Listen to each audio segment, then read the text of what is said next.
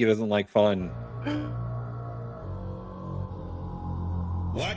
Why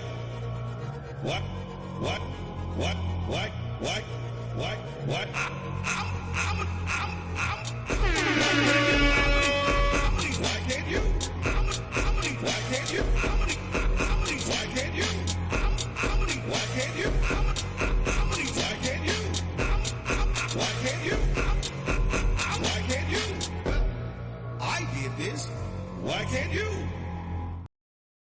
Blah, blah, blah. Hello. We need you guys to settle a fight. We're arguing backstage, and I'm sick of Tim's shit. Tim and Ollie, and probably Mark too. And Jukebox Overdrive as well. I'll throw all of their asses in the same boat here. Hi everyone. These creatures from the Lame Lagoon are constantly using my online assassin services to better them and whatever they want to do. You know what I mean? And then when something new comes out, they're like, let me forget about my last gaming history for the last 10 years. Let me just find some way to bring Mikey down. Let's put him back onto planet Earth, shall we? I know he's a Halo god. I know Call of Duty is downloading his inputs as we speak, but let's really cut Mikey down to size. Let's only play games where you walk around and people tell you their fucking life story for 45 minutes at a time. And that's how you level up, is by listening to your friends and fucking answering questions and shit. All I said was, ooh, they're redoing Black Flag. I love that game. And Mikey was like, that's the stupidest game ever. Why would you ever play that game? It's so dumb. You just said that, and you just said that, and I launched into that thing. I'm just saying. Mikey was like immediately like, why won't you play Monster Hunter with me? I literally like 2 days ago got them all to like agree to play a new game, and he's like, oh sweet, they're making this boring ass fucking game. Play more than one game. You realize that we can all play more than one game. That's not true. We are capable, yes, but do we? No. How many games are you playing right now? Street Fighter. I play Total War. And I still dabble with some of that half sword. When the last time you played half sword? Let me. Because I'll be on Steam, so I ain't seen you hop on half sword in quite a while. I'm just saying, our brains only play one thing at a time, and I was next in line. And here comes motherfucking Black Flag, during Black History Month, no less, kicking me out of my slot. July is Black History Month. Shut up. Yes, I thought this February was Black History Month. I thought we relegated you guys to the shortest month of the year. Darkest, coldest month that no one wants to be outside for. Okay, I haven't played Half Sword since March. So. That's what I'm saying, dude. That's 4 months ago. All right, but I do play more than one game, and I also don't play all my games on Steam. That's 1.5 games. What do you mean 1.5 games? You play one game. I play 2 games. I play Street Fighter and I play Total War. What's Total War? It's one of those real-time strategy games. Oh, okay. See, that makes sense. That tracks. You walking around listening to people talk to you all day does not track. That's not what Assassin's Creed is, Mikey. Not all story games are like that. It's an action RPG, man. You level up. It's about pirate assassins. We're literally okay. Chat, here's where you can vote now. Put in your votes now. Would you rather go hunt fire-breathing T-Rexes or go be a pirate assassin? Is he lying or is he stupid? Put in your votes now. Pay down the crazies, okay? All I'm saying is I can do both, Mikey. We'll see. I'm just putting my complaint in the HR box now that I asked my friends to help me kill a couple of monsters, and they said, "Yeah, that sounds like fun." Greg, I got On my Steam, I have Shogun. I have Empire Total War. I do have Turtle War. the Turtle War. I do have the Warhams because Mark made me download it. I haven't played the Warhams too much though. And I got the Warhams game too. The FPS Warham or the third person shooter. The 40K War- one. Yeah. No, don't didn't- nobody I want didn't to do play. that. I didn't do that. I fucking went into the, I go Listen, through all the Mikey, I modes and I played- get my characters ready so I can help I played backpack adequately. Naraku for you. I have no interest in Naraku. You never you played that game for like a week. No, I played it for several months. I put some hours into that game. Okay, there's a PvE section where you don't even have to fight other people. It's me and you against the monsters. You won't even download that shit. Pal World, same thing. So I needless to downloaded Pal say, World. I'm gonna start streaming by myself, and then I downloaded Pal I'll World. play with you guys because my friends don't want to play games with me no more. They just want to play Turtle War. No. This is the extent of our fighting. Our policies are so in line. We have to find something small to argue about, or we get bored. And I haven't played it in a while either, but I also play StarCraft. Zerg Horden, son of a bitch. What's it called? Is it called Zerging? Yeah. Zerg Rush. Swarm. Zerg Rush. Kiki. Yeah. And I don't play the Zerg. I play Terran. Of course you do. Is that good or bad? Oh, depends on how you play them. It's kind of like there's 3 factions and they all have like good and bad, and the Terran are kind of in the middle. We should talk about this real quick. Sony, I don't know. We probably don't need a video for this, but Sony, and it probably won't be just Sony, have decided. I know you guys don't care about video games; they're a waste of time. Hear me out, because it's also $1 billion industry. Lots of people's careers bank on it, and collectors and just general casuals, they like to play a good video game instead of going out to the club or doing drugs or something stupid. They just play video games instead. A much safer, controllable addiction. But Sony has decided going forward, they're not making any more physical discs for any of their games. So what will happen is when you purchase something, they will give you a license to this on their online store, which will allow you to download and play the game. And they've also said that they can revoke those licenses for any reason whenever they want, and you do not have a recourse. If you had stuff in like PlayStation 4, PlayStation 5 market, even though that stuff still exists in the current market, because we're shutting down that old market, we're not going to transfer that shit. You're out whatever you bought. You don't have it anymore. It's gone. Essentially, buy it again. If you really want it, you'll buy it again. We warned of this day.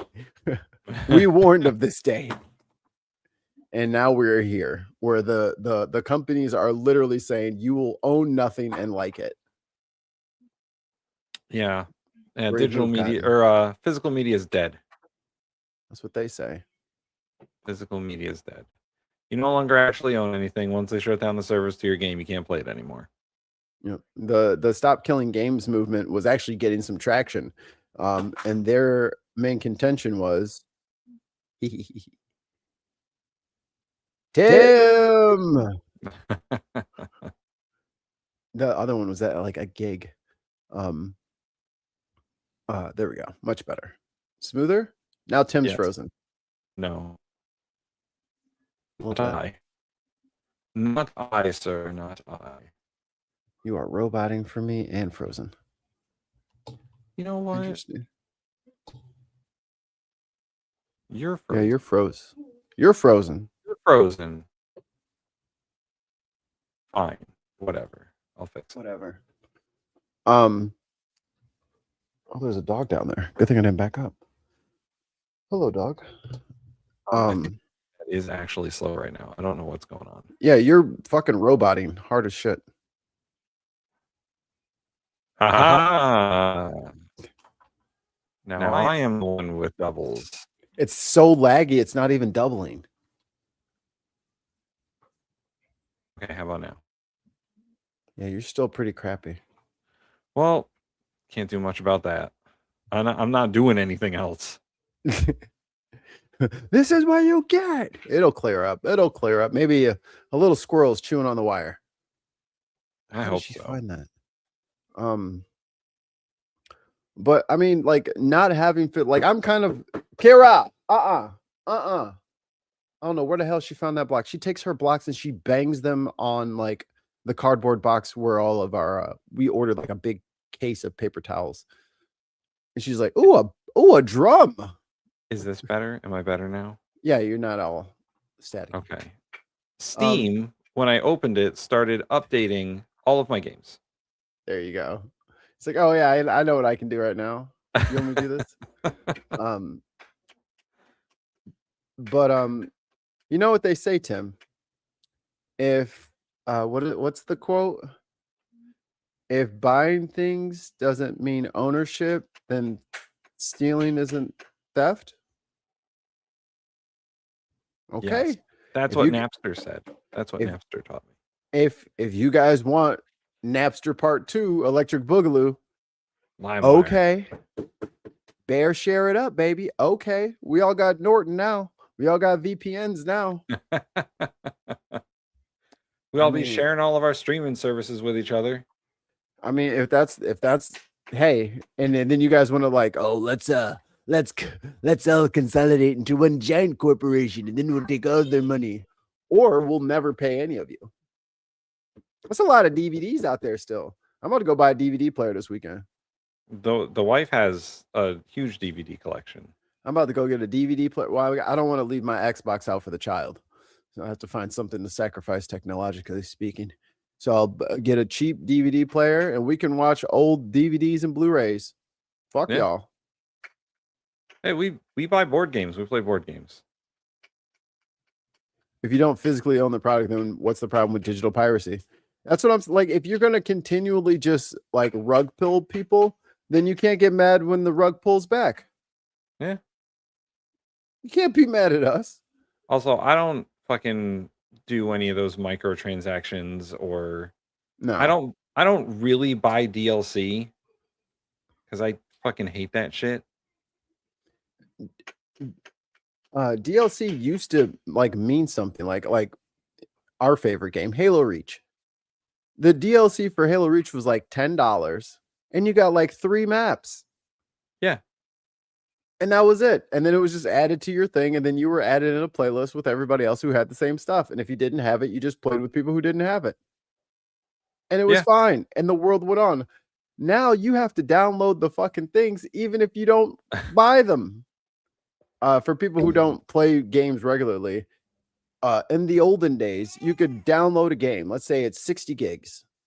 And then you'll get DLC 3 or 4 times. And those DLCs might be 5 gigs, 10 gigs. Yeah. Now, the game itself is probably, I think Call of Duty is around 300 gigs. It's insane. And they're going to want to update every week for 5 to 9 gigs every week. And it's just for all of the new costumes and skins and bullshit that they're selling. You have to pretty much download the 5 gig menu from that week. Yeah. I fucking hate it. Every week. And then it's going to kick you out of the game. You got to reinstall. You got to do the thing. It's so horrible. Or the DLC is like, if you don't get the DLC, you're missing out on something important to the game. Like, we enjoy some Street Fighter, but Yeah. man, those character DLCs are like $40. It's like buying a whole nother game. Yeah, it's like $10 a character. But if you don't get it, you miss out on 4 entire characters. And they've done that 3 times now. Yeah.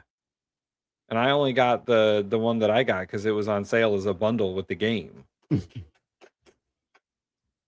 You know, you started in the game purchasing Candy fucking Crush. Yes. No, originators. The major game creators cotton on to the fact they can make even more money from their devoted fans. And honestly, like Kira, Stop. Hey, I'm talking to you. Knock it off. She's got one block and she's just like, What can I hit this with? yeah, what makes the best sound? Like, knock it off, shorty. What was I talking about? DLC. It'll come back to me. I'll interrupt you momentarily when I remember. Oh, I remembered. Fortnite. Oh, It's all Fortnite's fault because Fortnite yeah. decided to forego the original scheme of $60 full game DLC, $10-15 a couple times a year. They said, what if I gave the game away for free, 100% for free, and then all the dances, the costumes, the paint on the weapons, all that cool stuff, and then they just come up with that stuff every week. Every company went to that model, except they didn't give the game away for free anymore. They still want $100 for the fucking game. And then they're going to fill. And then the other thing is they fill the game is so big now. If you have like a regular, oh, thanks, mom and dad. This is the best Christmas ever. And you get an Xbox or a PlayStation or something like that. It only has like 500 gigs of storage. So once you download Call of Duty, because they're going to give that to you for Christmas too, to complete the gift, you don't have space in your fucking hard drive for any other games. Nope. They've deliberately made it so large that only one or two games fit on an entire $1,000 console. And same thing for PCs, man. You Yeah. talked about Call of Duty being 300 gigs. Well, I have a 1.5 terabytes on my computer. And how many 300 gig games is that going to fit? Only 5. Plus you have an operating system. Right. And you're gonna files. Have to put the Call of Duty tithe. Right. Tithe your hard drives to us. I've downloaded and deleted Call of Duty several times because I wanted to play other games. You have to. You can't leave it. Then you just like, all right, I'll play it tomorrow. And then you just download it overnight because you can't wait. Ooh. The card game, Magic the Gathering. I would need to be a millionaire to legitimately keep up in a competitive setting. Yeah, Magic the Gathering is a costly endeavor. I play some Magic the Gathering. Neil plays Yu-Gi-Oh! He used to do tournaments and stuff. Yeah. Yu-Gi-Oh! Cards. Yeah. Yu-Gi-Oh's Pokemon is still big. Yeah. Pokemon is like people like legit collect Pokemon cards because of their value now. Okay, so just looked on the Microsoft Store at Call of Duty Infinite Warfare. Oh god, that was a bad one. The download size is 208 gigs. The install size is often double the download size. And here's the best part. That's an old game, and you're gonna wait for 5-10 minutes to get a fucking match because no one's playing it. Yeah. The whole horde of COD zombies will literally just go. They all go to one game at a time. It's not spread out very evenly. And I mean, we stopped playing Modern War 3 because people thought we're leaving. They were just playing the same guys over and over. Yeah. And the cheating is getting bad again. Indeed. There are so many teachers. Was it the latest? What is the latest COD? The latest COD, I mean, the pre-orders are out now for Modern Warfare 4, but I think Black Ops 7 was the last one. And I think that one's like 330. It's crazy. Plus, you got to download Infinite Warfare was from the PS4. Yeah, and that's from a couple of gens ago. Here's where they get you. You're not just downloading whatever the current COD game is. You're also downloading Warzone. Yep. You're also downloading the other thing they got going on. The campaign. Yeah. So if you download all that, I'm sure it's like 500 gigs. Easy. Because that's now it's all the app isn't even named, like the app, the icon isn't even named whatever game you're playing. It's just called Call of Duty, and you open it up and then there's just a menu of like 6 games that they're expecting you to have all on your hard drive. It's like, this is the dumbest. Who has 3 terabytes to dedicate to this fucking game filled with fucking cheating ass racist kids? Like, fuck this. Moses Tori says, when I was playing COD, I had a dedicated hard drive just for COD. Yep. My gaming hard drive's pretty big, so yeah, I think that's my 4 terabyte one. I had to get me one of them big ones. But Tim's wrong, and we're all going to play monsters together, and then we're going to build Vinlandia. I'm still downloading and playing Black Flag, and it's a 1-player game, so it's fine. And that's the other thing. Then they want to play shit by themselves. That's the other thing. I don't think I have any 1-player games. I have Hades. Hades is my only 1-player game. I have games that are multiplayer, but I do play one player, and then I do have like a couple just 1-player games. Like the older Total War games are not online; they're just you play against the computer. I like playing Roller Coaster Tycoon when I'm stressed out. And oh man, SimCity. SimCity is my jam. I love that game. And Infinite Warfare is $80. Or no, 80 pounds. $107. Oh my god. And that's old. That's the one everyone hated. Oh my god. That's the one everyone hated. That's the other thing. They don't lower the prices of games anymore. You got to catch them on sale. Oh, there's a Humble Bundle right now. This week or last week. Oh, let's see if it's still up. Kira. Lord have mercy. I got to take that from her. $2 from the Dark Lord Greg. Sim Hospital single player healthcare. Oh man, that would be such a good hospital administrator sim. Oh my god. I could be Lisa Cuddy. Black Ops 3 is still $60. That's what I'm saying. They're just scamming. The base game for Street Fighter 6 is still $60, and the game is at this point 4 years old. And I think there used to be much like us, we're getting towards our boomer age, but things used to be different and things used to be better. And the people that worked for these companies gave a shit about games. They cared about the product that they were putting out. Like these were actual artists designing things and storytellers making the story. Call of Duty is kind of like cut and paste or whatever. Just drop them into a new war zone, go kill the bad guys. Same old rinse and repeat. Yeah. But most of the other games, they can't compete with all this bullshit that's going on. Motherfuckers ain't got no money left after they buy a $1,200 system and a fucking a Ponzi scheme disguised as Call of Duty.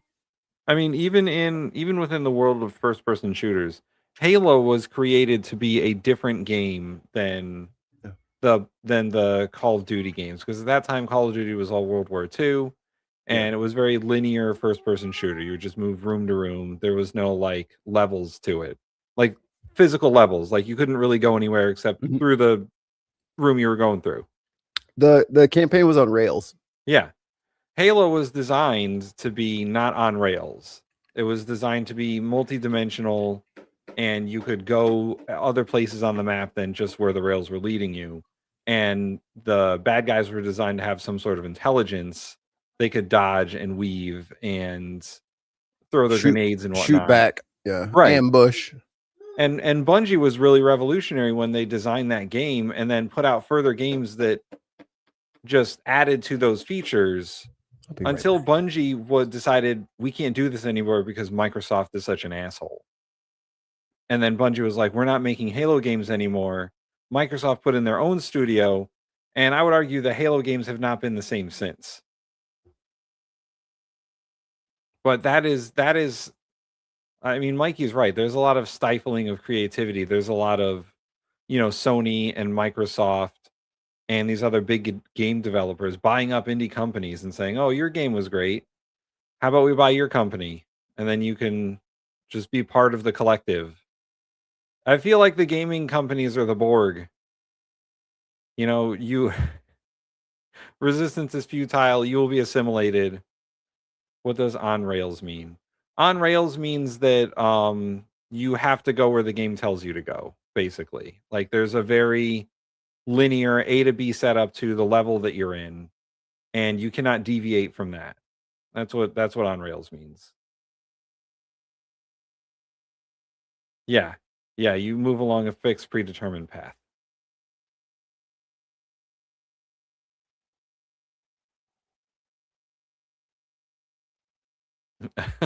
The Dark Lord Greg says, extremely old guy here.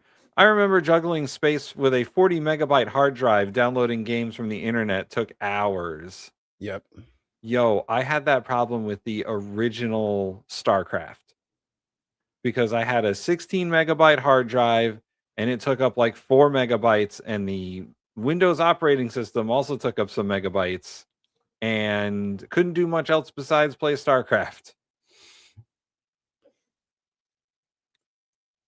Well, this has been a great distraction. So I will be playing Monster Hunter World, Pal World, Naraka, and everything else by myself because my friends are too fucking cool Mikey, for me. Nobody said they weren't going to play games with you. They don't like me. I'm going to get Monster Hunter. I'm going to get Ollie Monster Hunter. And we're going to play Monster Hunter with. But we're going to slay the monsters and save the village. But I'm also going to download Black Flag and play goddamn Black Flag. You're not going to do that. Yeah. You're going to do it 2 times and you're like, God damn it, I have to finish this to prove Mikey wrong. I don't know about that. I don't know. All right, guys. I have his Steam account. So we'll take a look at his achievements and we'll see how long it takes to I don't know. You know what? Here's my problem. I like games that are either extremely competitive or are RPGs. Mikey, we have Pal World at home. Opens Pokemon Go. I play that too. I won't play with you guys though because I am not doxing myself. I did not realize my wife like made friends with like some friend of a friend. I'm like, what are you doing? That is our Pokestop near our home. We do not tell people. Do not give gifts. Oh yeah, you give gifts from places far away. I never really got into the Pokemon Go, and I didn't understand it. Yeah, I don't. Fun. I like the Pokemon video games, but the augmented reality stuff is just not for me. Oh, we don't do none of that. We just hold it. We don't like look around with the camera on our phone. Like, if anybody's still doing that, like, what kind of battery you got on your phone? You know what I mean? That battery barely lasts a good like hunting trip. I will say that I do things for like the experience of doing it, but if it doesn't like catch my brainwaves, then I stop doing it. It is a grind, but I'm in a good spot. I will also stop playing games if I find them too addictive. Like I did play WoW, and I played it for a month, and I had to stop playing because entire days went by, and I didn't know I was doing that. Like I was like, oh no, 8 hours went by, and I was like, I have to stop this game. It's too addictive. The time suck is real. All right, we've dilly-dallied enough. What do we want to talk about when it comes to the news? When it comes to the news, well, Mikey, 2 states in our country have a similar but different problem. Both of them seem to have political guys who have dead political careers. One of them may be actually dead. We don't know. No, Tom Thune said he talked to him for fucking 20 minutes on the phone. Hey, Tom Thune, why don't you get under oath and say that shit? Let's get you under oath and say that one more time there, buddy. Fucking liar. We're burying the lead a little bit here. Old Graham Plattner said he's out. He needs to be out. He's outie. He's outie 5,000, he said. And have you heard his I'm leaving speech? Yeah, do we want to play it? Yeah, I'm gonna bring it up right now. Okay. I will say that I wouldn't have said some of the things he said. Yeah, let's let him say his thing, and then we'll advise him on how stupid this is, because it's pretty stupid. It's Graham Plattner here. Oh, that's going through the wrong speaker for me. Hold on one second. Also, bad way to start off. Don't start off, hi, my name is. Bitch, your name is on the fucking channel. We know it's you. Okay. Hi, yeah, Graham Plattner here with the Graham Plattner campaign. I just want to let you know to subscribe to the newsletter. Here, inside the newsletter that you just opened up. Hi, I'm Graham Plattner. We know. Hey everyone, it's Graham Plattner here. I think as many of you know, over the past couple days, I have faced some very serious allegations, and I just want to make it crawl clear, under the couch. Like you this can't is all fit. false. Yeah, Graham Plattner can't fit under the couch. You're right. Like, she's just like, it's like your head, kid, the couch. Like, what are you? You're not a mouse. You can't just disform yourself. The things that have been claimed did not happen. It's not real. It has placed an immense amount of weight on me as I think about what needs to happen now. Amy and I are regular people. We were not looking for this experience. We were not looking to get into politics. Pause. Amy and I are regular people. We were not looking to get into this experience. Is something when you say when you go to an amusement park that you weren't expecting where you were going to go. Like, it's like I went to Disney World and it costs a lot of money. I was not expecting that. There was Disney characters everywhere. Or it's when you go to a friend's house for quote game night, and it's not the game night that you were thinking. Like, you guys invited me over to play. Oh, we're regular people. We were not expecting this experience. You know who this sounds like? A fucking Nutlick. Old Nutlick. I walked into Jeffrey Epstein's house and I saw that massage table and I was like, you make me sick. So fucking we're performative shit. I amend my joke then. We're regular people and we were not expecting this experience as game night at Epstein's house. Correct. Like I don't have a dog in this fight for the 100th time because I'm not in Maine.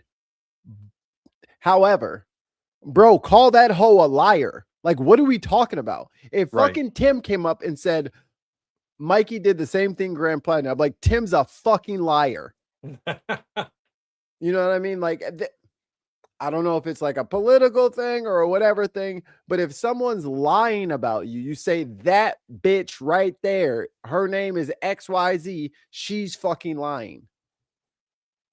I didn't fucking do that shit. She's fucking lying. Right. You know why he don't say that shit? Because he don't fucking know. Because you were fucking blackout drunk, bro. You don't know 100%. That's why you won't go out there. Like, I could go out there and fucking decry anybody who says some shit about me. I know what the fuck I did, and I've been conscious for years.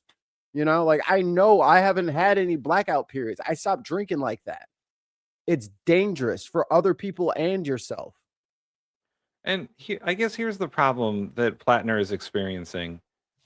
Apparently his life was a mess up to about 4 years ago. And he's in a better place now, hopefully. But up to 4 years ago, he was not in a better place. And he's running into the reality of you can't hide that shit from people. Right. Like, if all this shit happened, let's say like 2021 or 2022, it all ended and he cleaned up his act and he's in a good relationship now with his wife and all that stuff. Great. But people were going to find out the shit you did before then. It's not that long ago.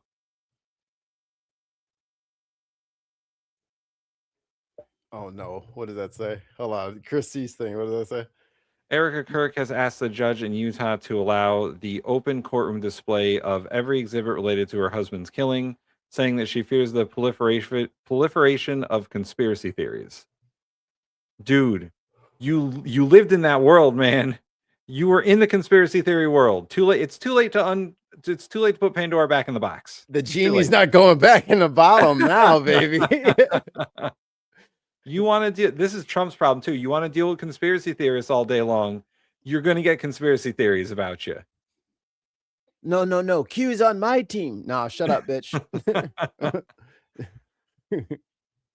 You can't at the same time invite the vampire into your house and say, I didn't invite the vampire in. There's been a misunderstanding. There's been a misunderstanding. He can only come in if I let him in, and I didn't tell him to come in here. I asked him to come in. That's different. We had no desire to run for office. Yes, you did. Don't lie. Then what are you doing here? Nobody runs for Senate who doesn't want to run for Senate. I'm running for Senate. I'm running for. Insert the supercut of him saying I'm running for Senate. Right. First of all, is he lying or is he stupid? Put in your votes now. Sorry, guy. You can't say we didn't want to run for office, but I want to be a senator in the United States Senate. Sorry. You can't accidentally run for the Senate. I don't think anybody's accidentally done it. Think about like some people have accidentally left the Senate. Dark Lord Greg says, in the words of Quasar, you cannot unlick a butthole. Oh, Ain't that the truth? That is true. What you would do as a regular person in a position where a much larger world, large forces, dark psychic forces. He's talking about APAC and the DNC. He is. And you know what? Part of this, yeah, that did happen to him. Yeah. But you should have known they were fucking coming, bro. Yeah. Everybody knows they're coming. So you were supposed to have your shit to fucking gather before you fucking signed your fucking name down there. There was no one on his team doing Oppo research on him. We'll just deny it. We'll just deny it. Like, that's not a fucking strategy, dude. Right. That's something you do at like the state level. You make sure that all your shit is together before you run for your local Congress or whatever. Right. Because they will come after you at that level. You think at the national level, people aren't going to come after you? Gotta have against you personally to accuse you of the worst thing that a person could do, and it was not remotely true. And you can't defend yourself because you led your life like a fucking heathen. I learned about this through press inquiries with no time to truly respond. They don't owe you time for investigations. Yeah, they don't owe you time. It's game on. Once they don't again, owe you. There should have been someone on his team saying, hey, did you guys know about this? But he had his fucking, he's on strike like 18.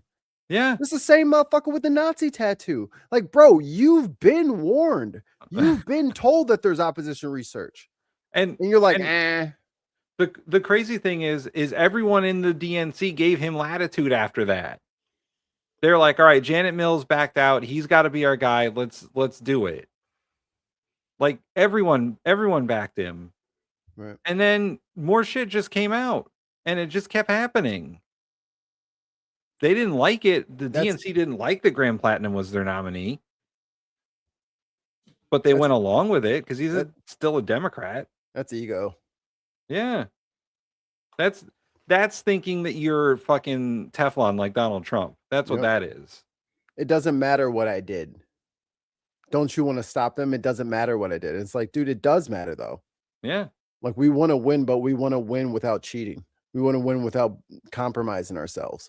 We want to win without fucking raping women. Like, dude, you're out, bro. Like, what are we talking about?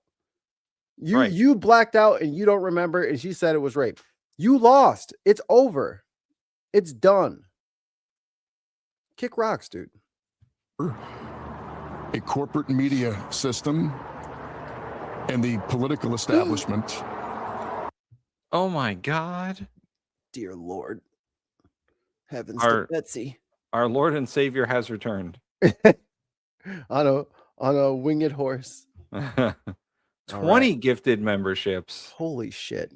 All right. This first hour and every hour this week brought to you commercial free due to our patron Scott. Our patron Scott. Okay. Winners this week. Sorry, that has a delay. David Solomon. Oh, fucking way. Carol Harris. I love Tesla. Michael Earhart. What up, Mike? But you can't sing. Jathan F. I can't. Y'all just being numbnuts right now because you forget your own history. Okay. Autistic septuagenarian. What's a septuagenarian? Bleach blonde, bad built, butch body. Is that what it is? Kelendros. You don't want this smoke? Sounds like a warrior name. Oh my god, a blue badger. Ooh, I'm getting a spice attack. George Watires. Boring, Huey. Jen Solo. You have no decency. You Waste have no human. honor. Oh shit, my bad. He's a real stiff. Tim's hat or Tim that. I can't tell. Do not have unlimited money in the United States. Tons of wife, third wife. Hung cow. And yes, those are you're all drafted into the Bintifada. You're all Binsiders. That was 20? Yeah. Oh wow. Or was it not? Maybe there's some should have been Lord 20. have mercy. I think the rest of the people are already on there, so more people will show up later. Oh, okay. Okay. Yeah. Yeah. We haven't pissed off enough people yet. Everyone say thank you to Viper Scott right now. Do it. Do it. Do it. Do what it. Are you digging? Hey, what up? Tell Viper Scott that you love them. Tell him. Do it. But not in the way that Grand Platinum loves people. The Bindafarda. the Bindafarda. What's our new phrase? Vindicated? Yes, vindicated. Democrats are revved up. Censors are vindicating. She is having a blast over here. It was only 12. Yeah, I think the rest of the people are already members, so it's like waiting for people to show up. Dude, as Viper Scott just is looping through the members now, like they've already all happened. Yes, they're just looping through. Whoa! Oh my god, we are maxed out. You maxed us out on. Hold on, I got to see this on our side. Hold on. So, just so y'all know, there's like a YouTube Studio tab that we get that we can see how many members there are. Let's see. She's singing "I'm So Happy," and she like there's like a "I'm so happy jump, I'm so happy jump clap," and she's like gadoosh, gadoosh on each one. It's like, lady, your knees. So before today, we had 259 total members. Jeez. And another 12 got added on, so that's 271. 270, yeah, 271. So I know some people maintain their memberships, but that's true. We have 100 new members in the last month, mostly thanks to Viper Scott. 100%. Well, 99.8%. Yeah, So thank you very much. We really do value you around here, Viper Scott. Yes. And we talk about you when you're not around. Now that you've broken our YouTube membership. I love it. Got to act as judge, jury, and executioner. Let's go back 5 seconds. Establishment, a corporate media system, and the political establishment got to act as judge, jury, and executioner. Accusations are supposed to be the beginning of things, not the end. Kira. I think it's really important to understand why this is happening in the timeline. Why this is happening. I get the timing. I get why they waited to drop their hammer on you so that they could get what they wanted. And you fucking laid down on the tracks like an idiot. And that's why you're getting fucking run through the ringer right now. You signed yourself up for the perfect kill shot because you were not honest from rip. That's on you, brother. And he should have known that they were going to try and pull some bullshit right before the deadline for the nomination to be effective and any other important political deadline. That's why there's October surprises, guys. They're not surprises. They just fucking happen because they're largely planned. But they knew that they had a week to get one of their people in there. So like, all right, we're not going to wait till October. Let's get rid of his ass now. Right. This is politics, brother, in America. Where the fuck have you been? Maybe when you're out there on fucking working for Blackwater and fucking digging up fucking oysters off the bottom of the fucking pier, you know, maybe you should, you know, pay attention to some of this shit. The Dark Lord Drag went on Twitch and was like, "Ha, Viper Scott can't get me here." That's true. Viper does not do the Twitch. But it's dude, you're not saying anything new. Right. We all know. We all knew all this shit beforehand. Only thing we didn't know was what was on your fucking chest and what was in your fucking closet. Right. So that's what came out. And now you're like, oh, see, now Apex trying to get me. Of course, Apex trying to fucking get you, dumbass. So you're supposed to be ready. And of course, the DNC is trying to get you. You weren't their candidate. Janet Mills was. You're supposed to be fucking ready. And if you know that you got shit that they can fucking nail you to the wall on, then you need to get the fuck out of the way and let somebody who doesn't have all this fucking baggage run.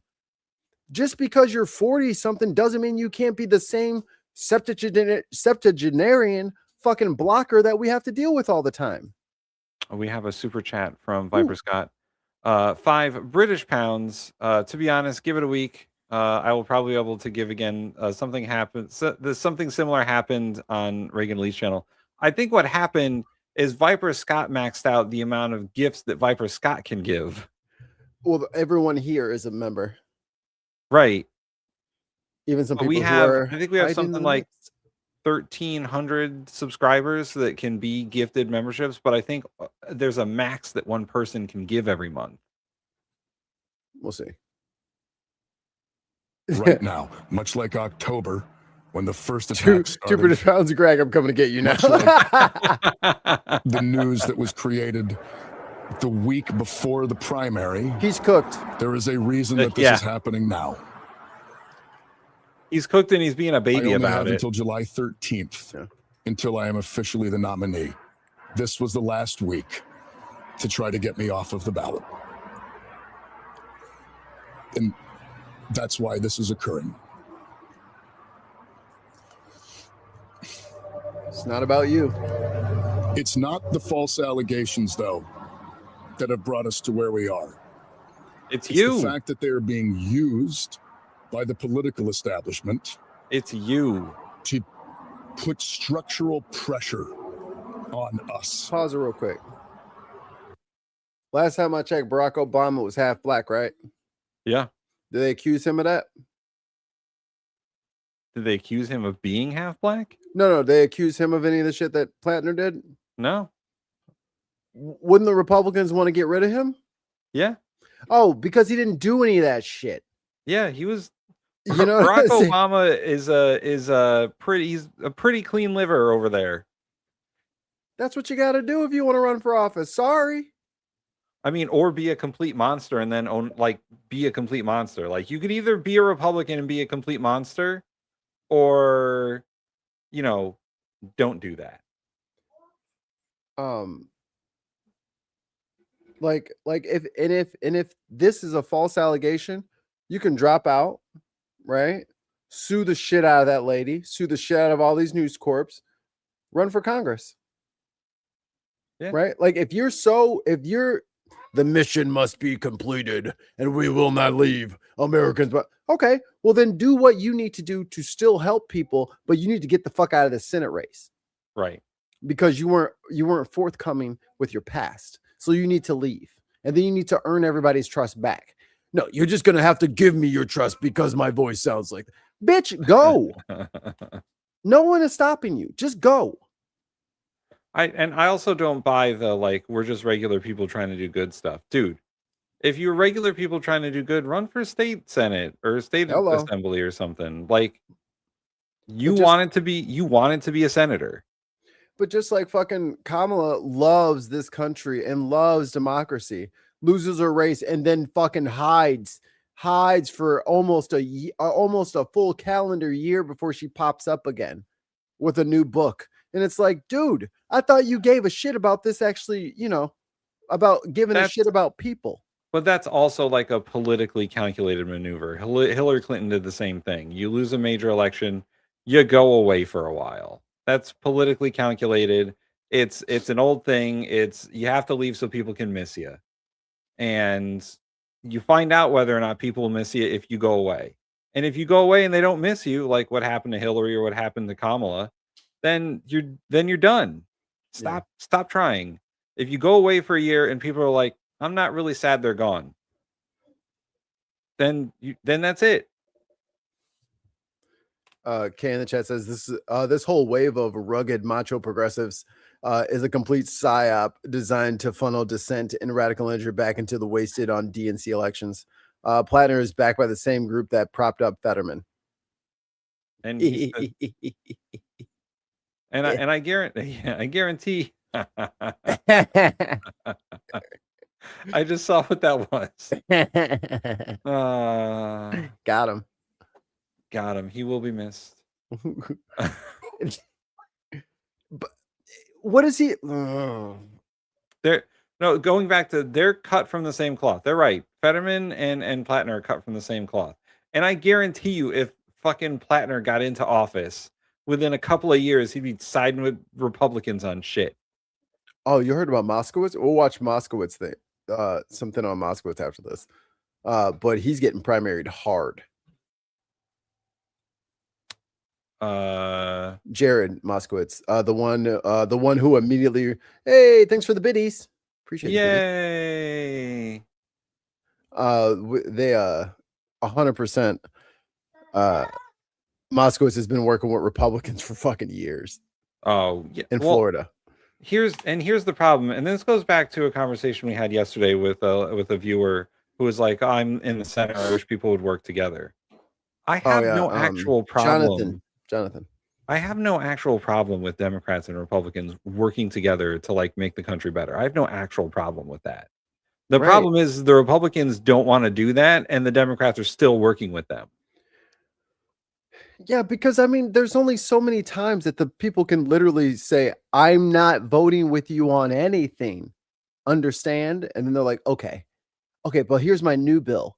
Bitch, I said I'm not working with you. Like, they've already agreed we're going to get the numbers that we need so that we need 0% Democratic participation. If that's the game, then that's the game that the Democrats need to play in kind. Okay, let's get our numbers up so that we don't have to compromise and negotiate on things. Nope, they're like, we'll negotiate from the bottom. Right. And to be honest, negotiation should be, you get a little what I want, or you get a little what you want, I get a little what I want. We meet somewhere in the middle because that's how the political system is supposed to work. But the Republicans are like, I'm going to get 90% of what I want. And you can have a little something on the side, and we're still going to vote it down because you still got something. I'd say it's like they're getting 150% because they're going past what the law allows. They're doing mad illegal shit. And the Democrats, and some of the Democrats, Chuck Schumer, Hakeem Jeffries, are just like, well, we have to let them have this thing or else this will happen. No, if the system is malfunctioning, the system needs to be turned off and back on again. Something is wrong. You can't fix a lathe at full tilt. The first step is asking the customer if they turn the computer off and turned it back on again. So we're just going to wait a full 30 seconds? So how's your day going today? The first step is making sure it's plugged in. Bro. That is the first thing. Is your country plugged in? Have you plugged in your government? Is the circuit breaker trip? Do you have a good cord? Are you on an extension cord? Have you independently tested the extension cord? Have you tested the checks and balances? Are they on? Checks and balances enabled. Okay, now turn government off and then turn it back on again. We tried that a few times. It didn't work. So the next step is asking if you have a virus. Yes. Have you been downloading porn? How much porn and where have you been getting it from? Yeah, right. Do you have Livewire anywhere on your computer? Why are you still downloading porn? Don't do that. That's where all the viruses are. But yeah, no one's doing those first couple of steps here. No one's like, well, the Democrats should work with the Republicans because the Republicans are in the majority. The Republicans have a 2 or 3 seat majority in each house of Congress. They could be overridden easily if one Republican was like, actually, I'm going to vote with those guys. The guy was asking, let's meet in the middle. Let's meet in the middle. They won't. It only would take 10 of them. Yeah. We don't even need all of them. Just 10 of them. Yeah. 10 of them total. Not even per House of Congress. 10 total. That would do it. So I don't know how all of this administration hasn't swayed 10 people to the side of, I don't know, the Constitution, but it hasn't. So I mean, you're just going to get more Democratic socialists in office. That's all that's going to happen. And then the Democratic socialists are going to start doing what they want. Exactly. Because look at what they did to Mamdani. Right. They tried to drag, he was a terrorist. He wanted to do Shakira law all over Brooklyn and put a mosque on top of the Empire State Building and the call to prayer on loudspeakers in everybody's house. Like they made up and then the DNC literally said, but Cuomo. And then Cuomo lost and they're like, but still Cuomo independently. And he still lost. What is this? And he still fucking got his ass handed to him. So, I mean, we don't need you, Graham. It's never been about you, Graham. Right? It's not for the people of Maine. Yes. No hips allowed to lie. Correct. Or if you lose a hip, we cut it off. Ollie said if they unplug McConnell right now, he would flatline. You heard what we said. Try turning him off and turning him on again. Just jumpstart him. That doesn't work. You might have to open up the case and make sure everything's plugged into the hard drive. Welcome. Yay! Oh wait, we have a button for that now. New achievement. Did that come with your set? What's that? Or did you make that? I made that. I mean, I took it from an audiobook. Oh. Yeah. So it's not you. It's not me. That's what that one's not. That was first game before I decided to do all the voices myself. God, that was so funny. It was funny. What was the guy's like? Come back, man. He's mad at us. Come back. I'm talking through the door. Hey. Yeah, the guy who was supposed to be your game guide, and you're like, hey, buddy, fuck you. That wasn't me. That was Ollie. No, Ollie insists he was the only one that didn't do that. But he did. He's the one who kept asking for liquor all the time. As soon as I told you guys you can kill other humans, you're like, we can? We're curious. It's not our fault. It's not our fault. You guys can check out the episodes. Greg's still here, right? Greg, I told them that they would get player killer skulls for killing other humans, and they were like, oh, yes, let's do that. He made it sound like we wanted it, so we wanted it. That's Your Honor, objection, entrapment.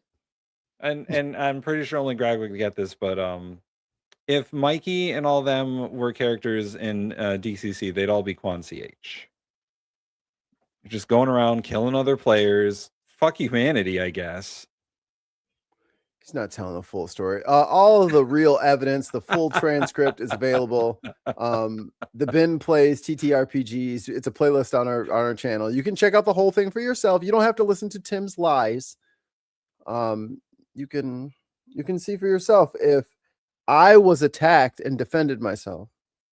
Moses Tori says, I was hoping to hit that Viper Scott, but I got tired of waiting. All right, let's finish up with this guy. We live in a political system that is not built for normal people. It is a system that is built. That's coming up in 1 second. Make sure I'm bringing this back up. Movements like ours cannot flourish. That if they begin to succeed, they can be crushed.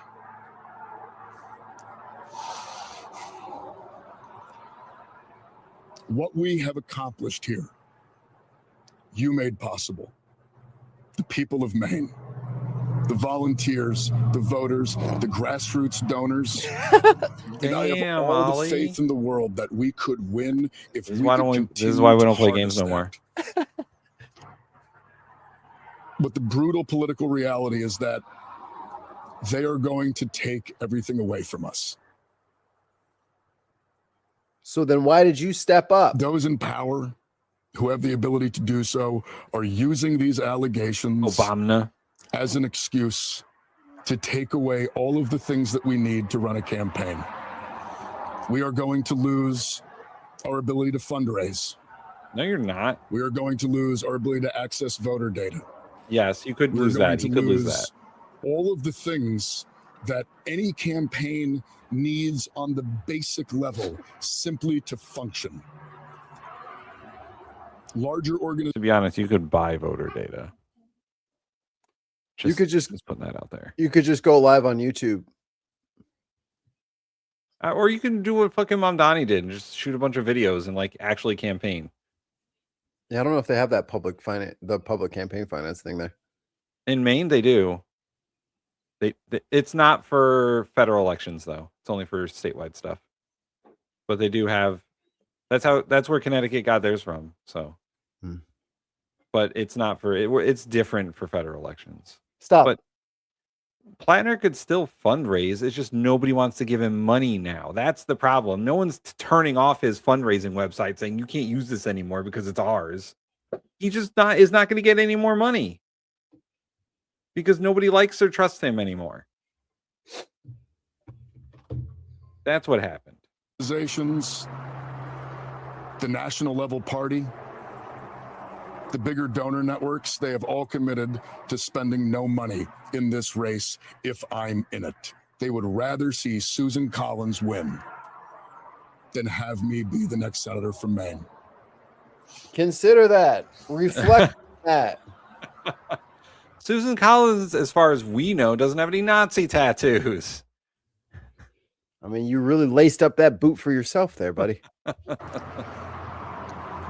What comes next needs to come from the people.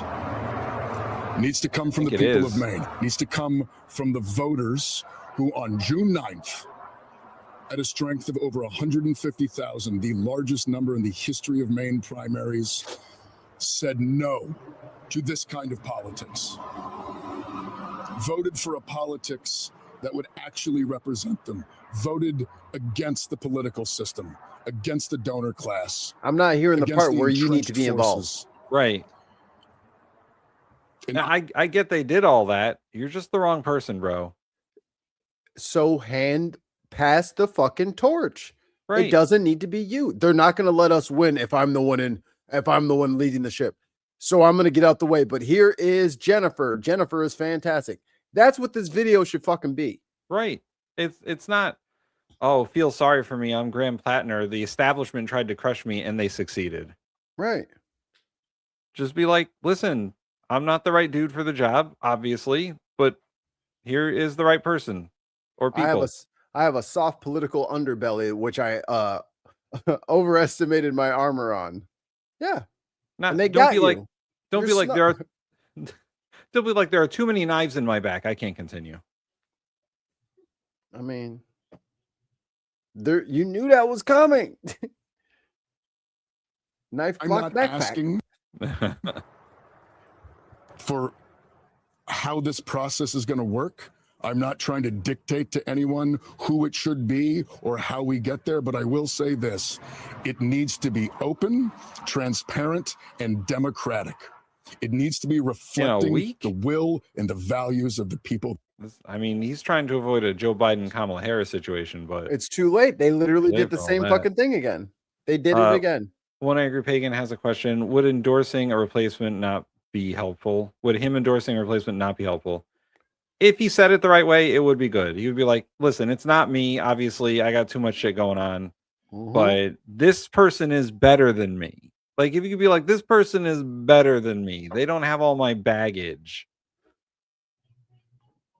It may not be politically good for anyone to be endorsed by Graham Plattner at this point. That may be true, but He should at least say, hey, there are other people out there who are better than me.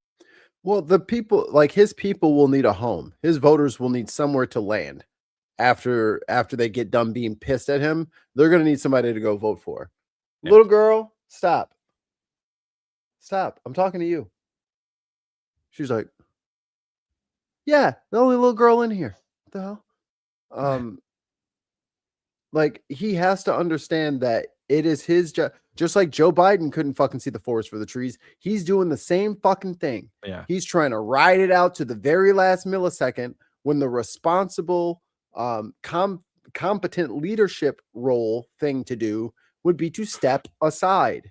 Right. If I was losing my shit every fucking 2 minutes on this show and showing up late and all this shit, Tim, take over for a while. I got some shit going on because I can't show up to work and do my job correctly. Bro, you're not the fucking guy. It was never you. You're not the dude. You told yourself that you're the guy. And Case making a lot more sense. Guys associated, he doesn't actually give a shit about it. Right. Like, he is still talking about like how he was attacked. Bitch, it ain't about you. It's never been about you. Yeah. Poo-poo. And I don't know how much personality plays into Maine politics, but the dude was saying stuff that people liked. Right. He was like, we got to make stuff more affordable for people who live in Maine. We need single payer healthcare. We need corporations out of here that are harmful. You know, we need to protect Maine jobs. Like, he was saying all the things that people like to hear in his state. Stop sending money to Israel. Right. And he was saying good progressive stuff. He's just not a good person. Right. Like, he's just not, he's too damaged as an individual. And I once again, I get that he probably cleaned up his life in the last couple of years, and that's why he's running for Senate, because he feels he could. But his you can't run from your past. Right. You just can't. He's too politically damaged to continue. Mainers are stoic and hardy, and Maine would be like the Scotland of America. Kind of. Life. I mean, they're right up against the wall over there, next to the wildlings, like Ollie. They're the Night's Watch. They're protecting us from Ollie. Sigorka's giving me the finger. That built this movement. When she counts, she starts with 1. I'm like, it's the tallest finger, so I kind of get it, but. Question from Christy: why does it always seem like male politicians are nothing more but sex pests? Vote for women. Vote for women. That's all I got for you, honestly. There is no protection from Ollie. All right, you wait till the ice zombies show up. You'll be begging to get over that wall. I mean, let's be honest here. Graham Plattner is a great reason to vote for women. Not Janet Mills. Not Janet Mills. Or Susan Collins. A good female progressive candidate wouldn't have these problems. Dude, there's got to be a fucking hockey mom up there in Maine. Yeah. Who would just sweep that shit. A DSA hockey mom would fucking clean up in Maine. They don't need him. They don't need the oyster fisherman. And like, that's all you got to do. Honestly, that's all you got to do. And have a couple $1 million. Promise to prosecute. Yeah. Promise to prosecute and do stuff that people from Maine like.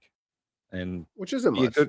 Just do the stuff that Bernie Sanders would do. That's all you got to do. Just say the things that Bernie Sanders would say and do the things that he would say. Pup brings up a strong point.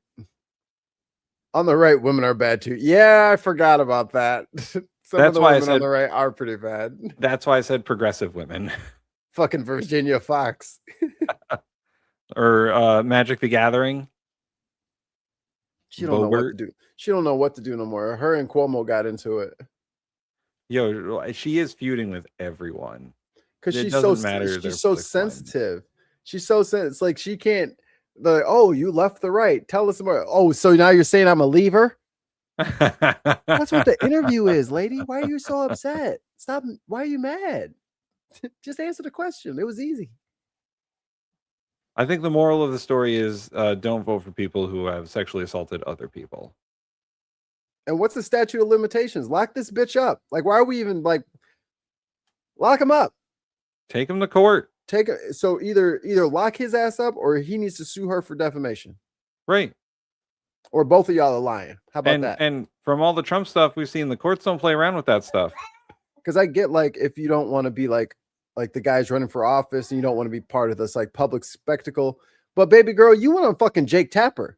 You can go to the sheriff's office. You know what I mean? Like fucking report. If he did what you said he did, you need to report him. Yeah. If you want me to go with you, I'll go with you. Whatever. But you can't just let him loose on the rest of us. I don't give a shit if he says he cleaned up his act. I was watching this Instagram reel the other day, and dude was interviewing women and was like, you know, if all the men in the world just suddenly disappeared, who would protect you? And the woman was like, from who? What? Yeah. What would I need protection from exactly? The packs of lions? Like what? Oh, I'm sorry. The actual like 3% of women that do violent crimes. Right. Everybody knows the prisons are filled with women because they're so emotional. Showed up on June 9th. People in D.C. need to stay in D.C. Decisions should not be made in back rooms by people in places too late of for that, political Graham. power. Party apparatchiks are not the ones to make these decisions. These decisions need. This kind of makes me lean into Kay's like psyop thing because what he's doing, because they're not going to do a proper primary. I was waiting for him to get to the video, but he's taking forever. Yeah, they're going to grab 100 political people from Maine and they're going to decide, which is more or less what they did for Kamala. Right. Which is not the fucking right call. You can get a primary together. Or if you need an extension, I'm pretty sure if you talk to like the Secretary of State and then their state House of Congress can get you guys an extension. They can do that in an hour. There's not enough Republicans there to really put up a fight or anything like that. But I think that they would even the Republicans, but yeah, whatever. Push it back a week. You're going to lose anyway. Yeah. I mean, they could put together a caucus. I mean, so they have a week. They have until Monday for Plattner to drop off the ballot. He has to officially resign from the ballot. And then they get 2 weeks to find another candidate. So they have until the end of the month. Oh, okay. So yeah, they got plenty of fucking time. People, you can get a mailer out or a text message out there and get people to the polls to decide who's going to replace him. But this whole I'll run up until the 1 yard line and then put the ball down. No. So yeah, Plattner, he's done. Freezing in here. He's out of here. Although I think I saw Christy put in the chat that he hasn't officially sent his resignation in.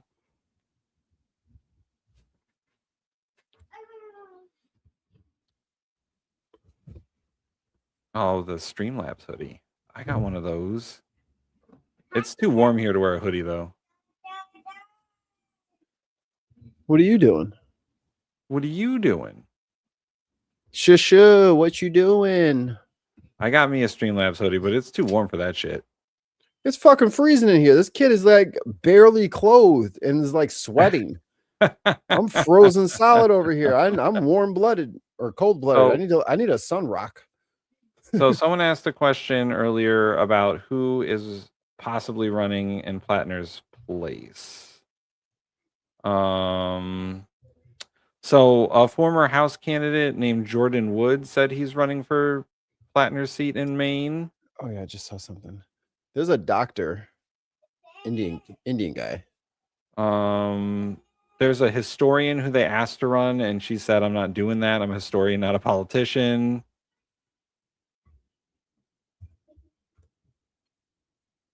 Let's see. Yes, I would like to see the article. NBC News. Yo, it's so hard to read shit nowadays. This is why I'm getting a fucking subscription to a newspaper. Right. Oh shit! With my new place, I wonder if they'd even deliver it. Oh yeah, they'll fucking deliver. What do you want to get?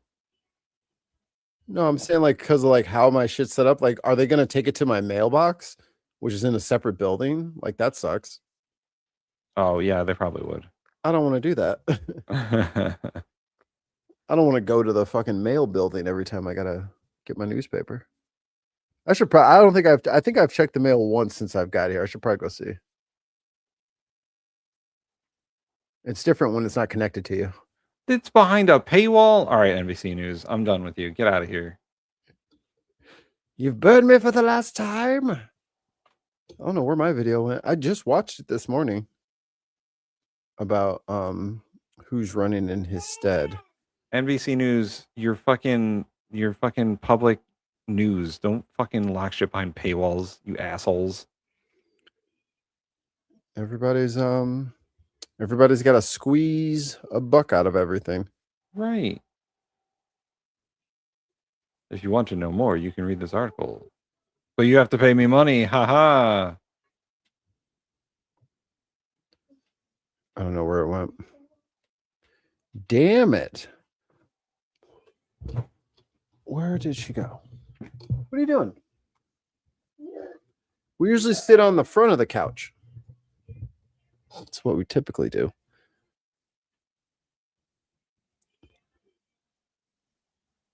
Let's see. Okay, let's see. Okay. No, that's Rich. Trump weighed in on the Plattner allegations. Do you know what he said? No. One. I'll grab it for you.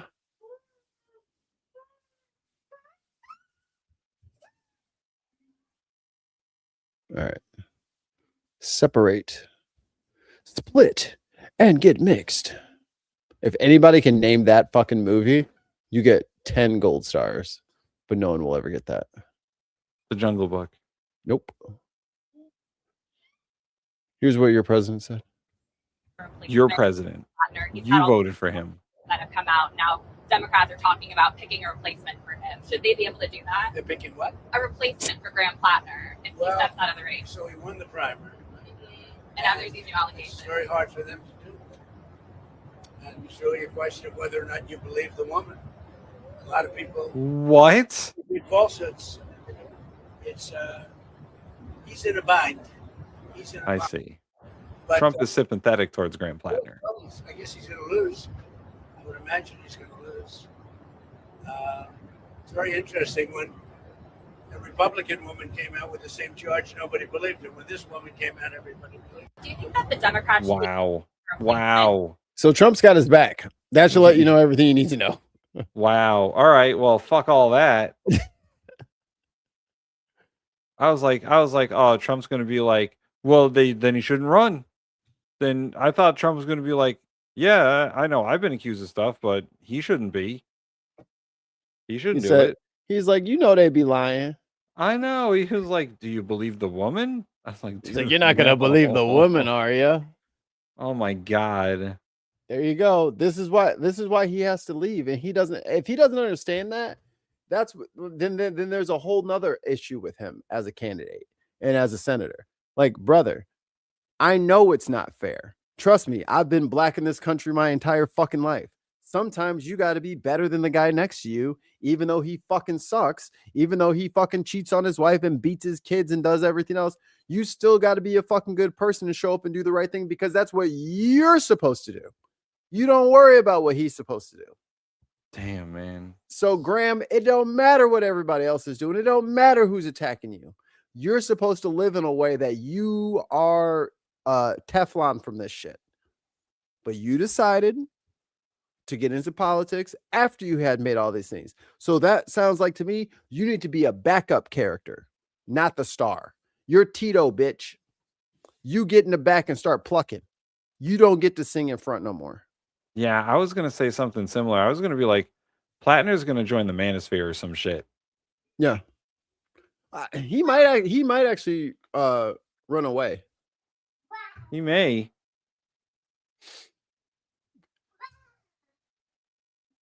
All right, Mikey. What else we got? All right. This happened in Jersey. New Jersey is not a real place. You're gonna stop insulting Jersey. New Jersey is not a real place.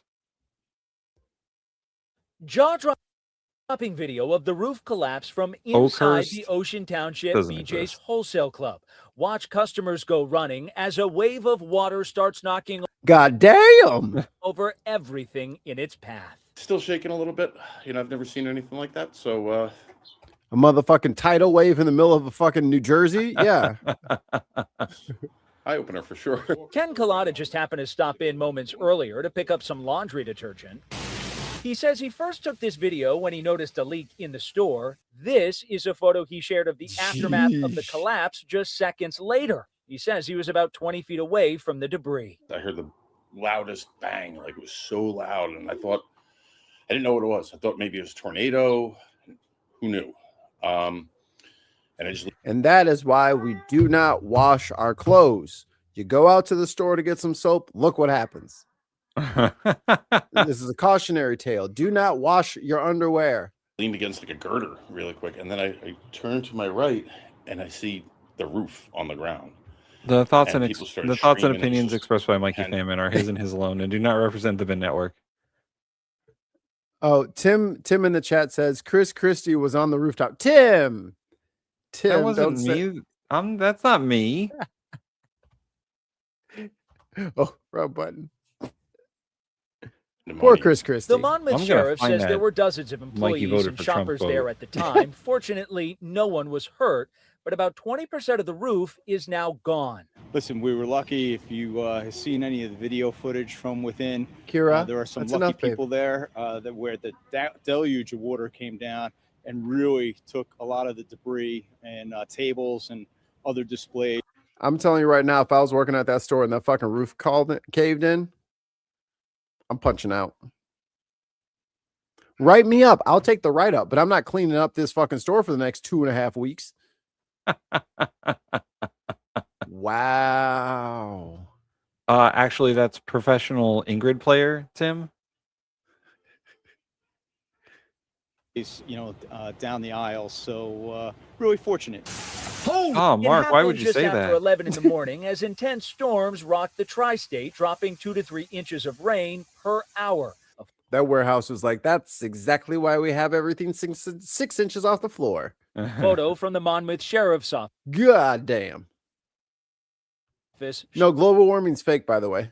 Showing how quickly the area flooded. We had a really rapid downpour here in the county, leading to some severe flooding around the area, and with really poor drainage. So, and then a second. Pup, I just saw your thing, and then I just put 2 and 2 together.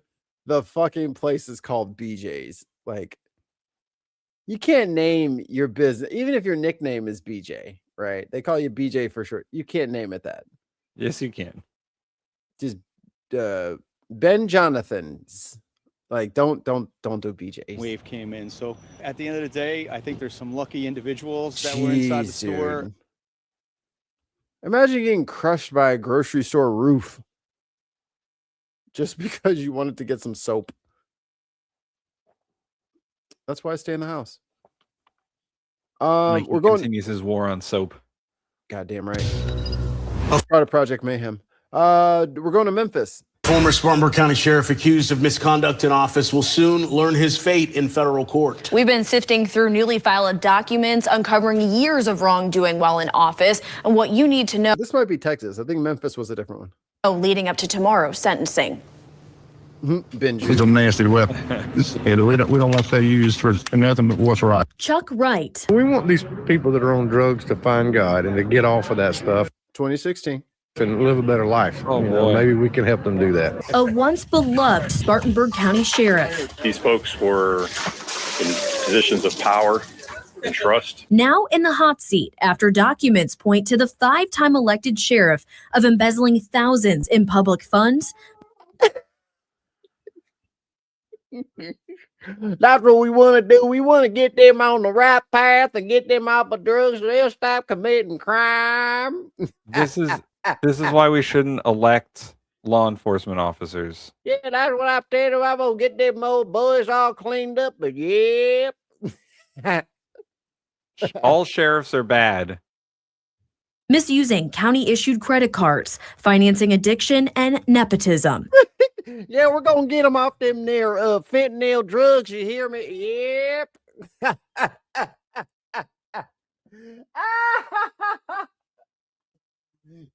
You know, Mikey, the black on black crime is really. They violated that trust amongst the folks of Spartanburg and the Not the sheriff. folks of South Carolina. In July 2024, Wright admitted to being investigated by the South Carolina State's Ethics Commission for allegations of nepotism after hiring his son and cousin. Only 4 months. Wait, what? Is his son and cousin the same person? Oh boy. Is that it is Texas? Is that your aunt that you're married to? Is that what I'm to understand? Yeah, it's weird to elect law enforcement officers. Stop doing that. Yes. Months later, he sends a letter to county council claiming he never knowingly used his county credit card for unofficial duties. Come spring 2025, the former sheriff takes a leave of absence without providing details. Obviously, we know that there's been an ongoing FBI investigation there, and Oh, not the Phoebes. Not the Phoebes are on you. other agencies, and all that's very concerning. Shockwaves hit Spartanburg and the upstate after new information surfaced in October 2025, showing the Ethics South Kakalaki Commission slapping down 65 charges, 63 of which connect the county's leader in law enforcement to embezzlement. Wright pleading guilty to federal charges, wire fraud, and Kira, quit stomping. stealing from programs receiving federal funds, as well as obtaining controlled substances through misrepresentation. Oh, you had a little secret stash in the glove box. Today is a win for Spartanburg County and for the people that live here in South Carolina. Court documents show Wright swiped the county credit card for personal use, racking up a bill of more than $16,400. Stop giving people credit cards. They don't need them. If you want to buy something, you got to go through the right processes. Stop just handing out credit cards to officials like, oh, here, you can spend whatever you want on this card. Just make sure it's for legitimate purposes. Okay. So like legitimate as in like something that I would need. Like a boat. Like what's that say? Personal expense on a card, including Amazon Prime, more than 6,000 in the Apple iTunes store. Oh my God. What are you spending $6,000 on? Look. The Castle Crush game got me, he said. You played $6,000 worth of Castle Crush? Bro, you suck. You suck at the game. If you have to spend that much money to win, you suck. If you're that's a pay to play game. Come on, man. Or you just have to solve the puzzle and then wait for your timer to, your little cooldown thing. See, this is why old people are bad at things. More than 7,000 on Apple, Sirius XM, online video games. See, he was probably playing Call of Duty, fitness and health programs, and Christian streaming entertainment platform. No. Oh no. Oh, wait a minute. If there's a Christian streaming entertainment platform, I need them to be I'm gonna need that tax exempt status, Betty. If you over here collecting like recurring monthly costs, you definitely need your tax exempt status stolen. You're doing just fine. You putting out videos is not fucking charity work. Tax the church. Tax the motherfucking church. In just 4 years. I mean, everybody has to answer for what Damn, bro, you just he or she does individually. I've never thought it's fair to paint a department by the department head. Take a look at this. Wright's expense. What is this outline? Hold on. Pause that. 27% at retail stores. 24% at restaurants. Quick Eats 8%. None of these are government expenses. Convenience store, car wash. Oh, Man, fees. dude goes to the car wash a lot. All right, quick math. What's 6% of $16,000? Hold on. I got the thing up here.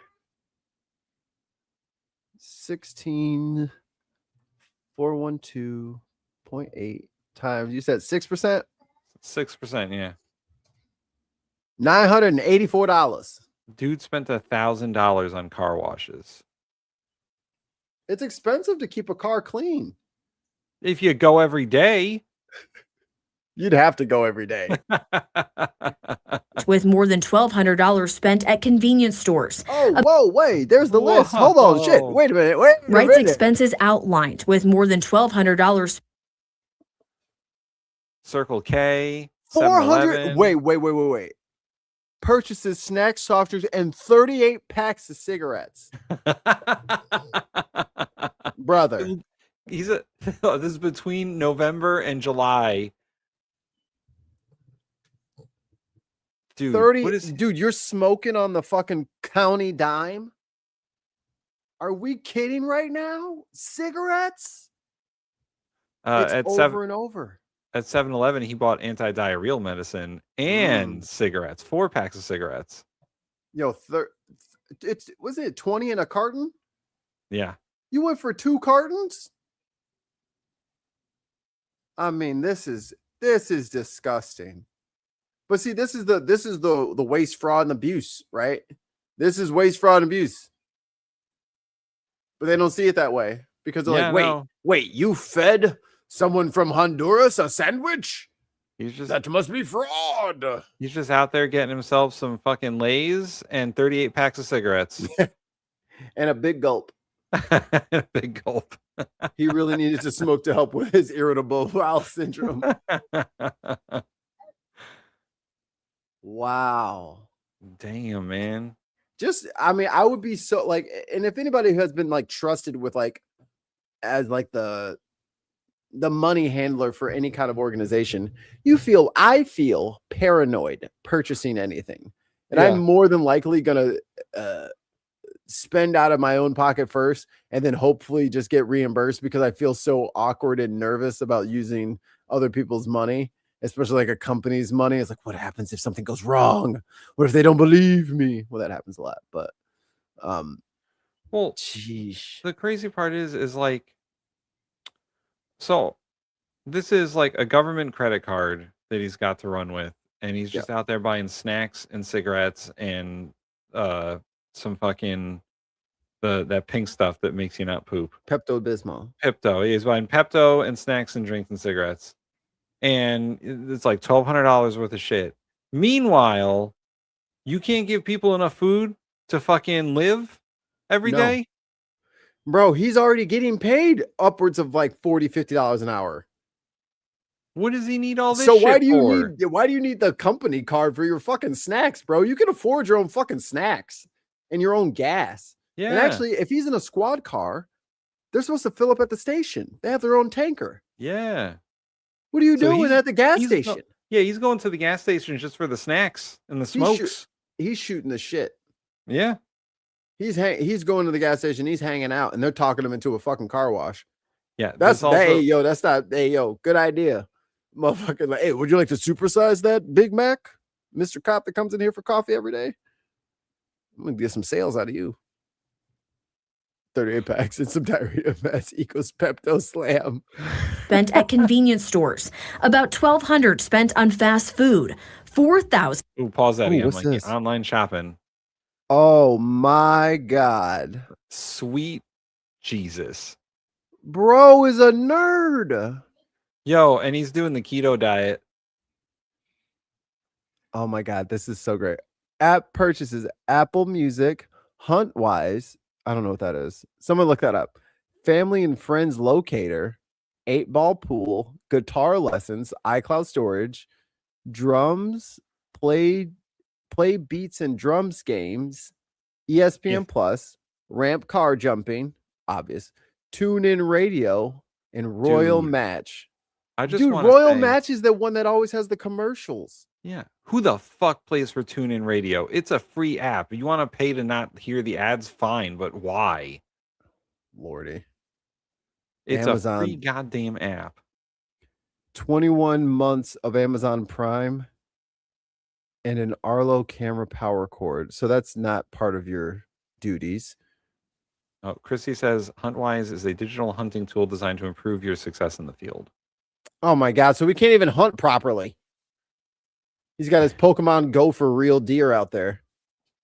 And he's got he had a fitness craze there for a bit there. Fit to Run, True Fit attire, and then he bought some fitness apparel and he Pure Clean Keto dietary supplements. That was over $200, almost $300 in $270. fucking probably caffeine pills. Let's be honest. Ephedra. Ephedra's back, baby. Ephedра's back on the menu. Spent on restaurants. Oh, let's see where's the restaurant spendings at. Chick-fil-A, $345. That's like 2 visits to Chick-fil-A. Bro, you need to pack your lunch. Did everybody forget? Man. Everybody forget how to pack a lunch? Of course, the cop went to Krispy Kreme. Waffle House. Almost $300 at McDonald's. Brother, this is not. No one is entitled to pay for your fucking meals for you. Mikey, you know what I don't see here? Salad. Hey, yo, we skipped something. Look at the top. Shit, that's PureFlix, which is a Christian streaming service. $82.32. Yo, this dude paid the most expensive SiriusXM subscription. Look at this. $1,600 for SiriusXM. He just said fuck it. Damn. You don't even listen to all them channels. And more than 45. Also, hold on. Why do you need SiriusXM and TuneIn Radio? They're the same fucking app. Bro, he's literally just signing up for everything and putting the county card on it. 100 spent at retail. Grapevine, La Paz, Longhorn, damn, Monterey, Longhorn. Outback. Longhorn and Outback, pick one guy. Outback is Fuddruckers, $871. Them burgers had you going, boy. That's what he needed the anti-diarrheal medication for. How dare you? No, this is El Mocajete that got his ass. Fiesta Mexican record. Oh, Eggs Up Grill. The Beacon Drive-In, $173 at the drive-in. Damn, bro. $311 at Apollo's House of Pizza. Like that, you better have a good ass fucking reason for all of this. Retail stores over the years. Oh shit, I didn't see the retail part. Dollar General, $1,500. Best Buy. Oh, iPad, here you go, Mikey. drinks, a cell phone mount, and a charitable donation. He bought 92 packs of cigarettes at Dollar General. Stop it. Oh my God. Tim. This dude's a smoking fucking, this guy's a fucking chimney. Yo. Like, I like the Family Dollar that got $10 over the course of over a year. Yeah. Oh, no. That's a month. Actually, I take that back. 23 to 24 December to January. Yeah, that's a month. He spent, yeah. So $10. So he had to pick up like some tape and I got a Monster. I'm not even mad at that. But brother, man, what the fuck is with the mass? Wait, that was from September. Oh, I can't scroll up. This isn't an actual piece of paper. Can I go back? It's the same thing. So he bought 1 billion packs of cigarettes. This motherfucker goes through. This motherfucker goes through 6 packs a day. That is unreal. Food Lion. That's grocery store. So you spent $15 at the grocery store, but you spent $1,500 at fucking Dollar General. Yeah, buying gum, candy, food, and all their cigarettes. Cleaning products. What you need cleaning products for? And sleep aids. He needs the sleep aids to get over all the fucking food he ate. Years. There's going to be more information that comes out. There's going to be outside agencies that are going to do what they do.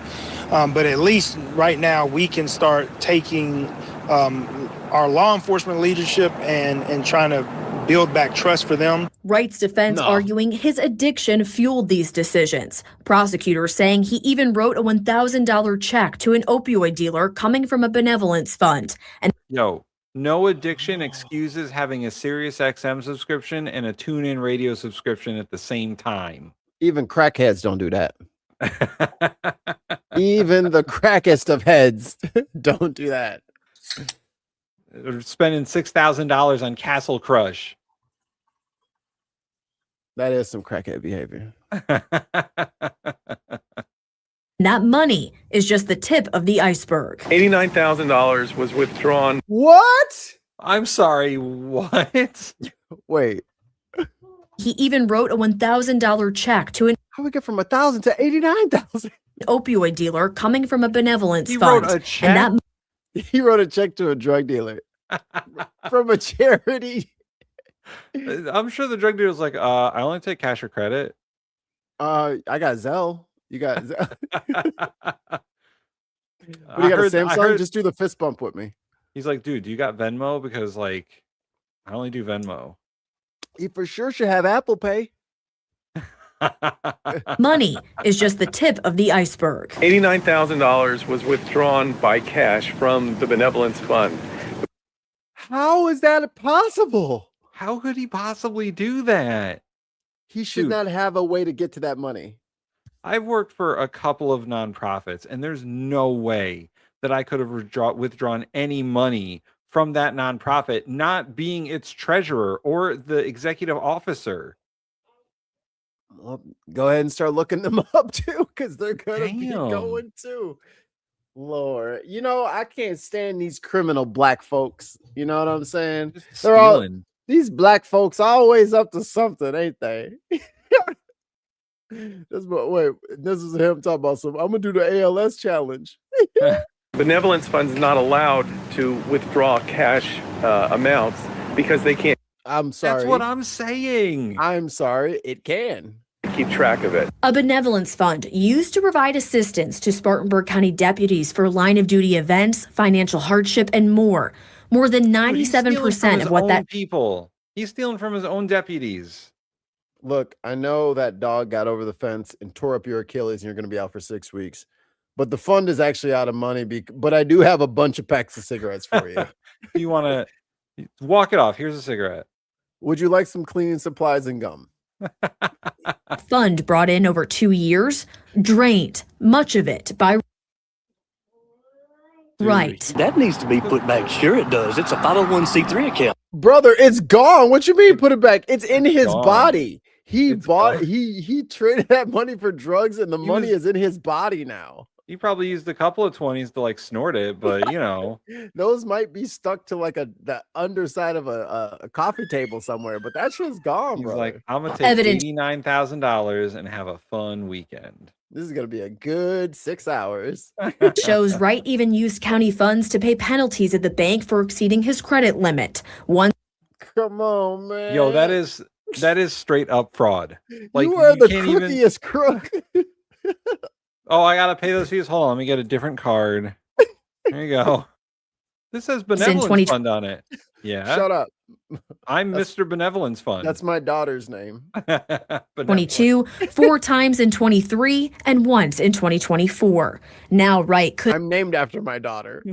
Looking ass. face up to 33 to 41 months in prison. His Your car looks like a use a wash. Yo, maybe he was getting something going on over there at the car boy. wash. You know, that's 2-3 minutes of complete radio silence. Mikey, I'll give you a guess at this. Given all the fraud that he has committed, why is he out on bail? What's her name? Betty White? defense filing a motion asking for a lesser sentence. You know, corruption is one of the top priorities of the FBI and SLED. On June 24th, Where's Cash App Patel? Yeah. I expected a full rundown. I was like, I caught this dirty sheriff. I did. He has a very small voice. And He has then a I very caught small him. brain. Big eyes, though. He does a I lot of know. drugs. They see you when you're sleeping. Oh, yeah. Remember last time we saw him? He was a little Hey, Cash, we saw you on your last little press thingy. You were high as shit, brother. Yeah. There's a lot of high people running around DC on TV. Just gonna point that out there. As a recovering addict from several different substances, I can smell him. He probably posted bond on the government credit card. I wouldn't put it past him. Oh, by the way, fund, the benevolence fund. Yeah, benevolence fund. Here, just use this.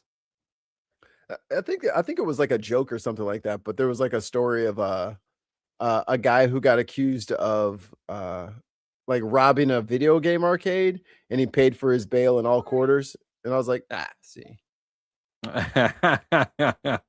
Yeah.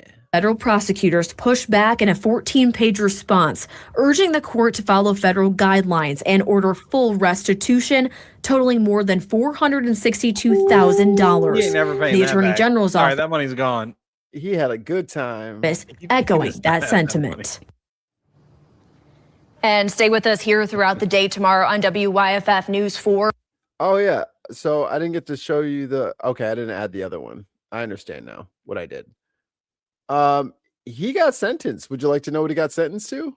What? 40 months. That's not long enough. 40 months in a prison for his corruption. Yeah, because he's clearly not learned a lesson. So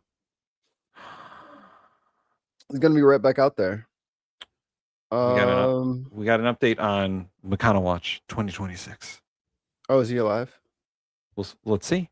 Because it seems every Republican on Capitol Hill or any right-wing person on television seemed to have talked to Mitch McConnell for 20 minutes. Right. Yeah, it was noteworthy. Beyond those, everybody did. Massey, a couple of media members used to work with him, all had very similar readouts of conversations with Senator McConnell, saying it was about 20 minutes. They'd list a couple things they said they talked to him about. I think that this is obviously, there's been a lot of speculation. I have a theory about this, Mikey. Okay. So they said they talked to him. Correct. Did he talk back? I mean, let's see what again, let's get these motherfuckers under oath. Tell me that shit again. Because you can talk to a corpse. I'm just saying, they don't talk back, but you can talk to them for roughly 20 minutes. In recent days about Senator McConnell and his health. I don't think the readout, we certainly hope he's doing better. I don't think what we heard yesterday will quiet those concerns. I mean, this is something he has obviously had a number of health issues in recent years. He's an older man. And Joe Mika, until we see and hear from Senator. Older man, he's a mummy. I don't think mummies are that old. He's mummified. Look at him. He's all these bones. He's basically a D&D monster at this point. He's a ghast. A ghast. Or a ghoul. McConnell himself. You got ethereal attacks. Exactly what's going on and how he's doing. But again, of course, we hope he is recovering. I don't. Yeah, and again, I think the Massey thing is actually a bit of a Mikey, you notice that Mika and Joe aren't allowed to have paper? Good. Freaking losers. play off of all the other people that said they talked to him for 20 minutes. But again, if John Thune and John Barrasso say they talked to him for 20 minutes or whatever, I believe they did.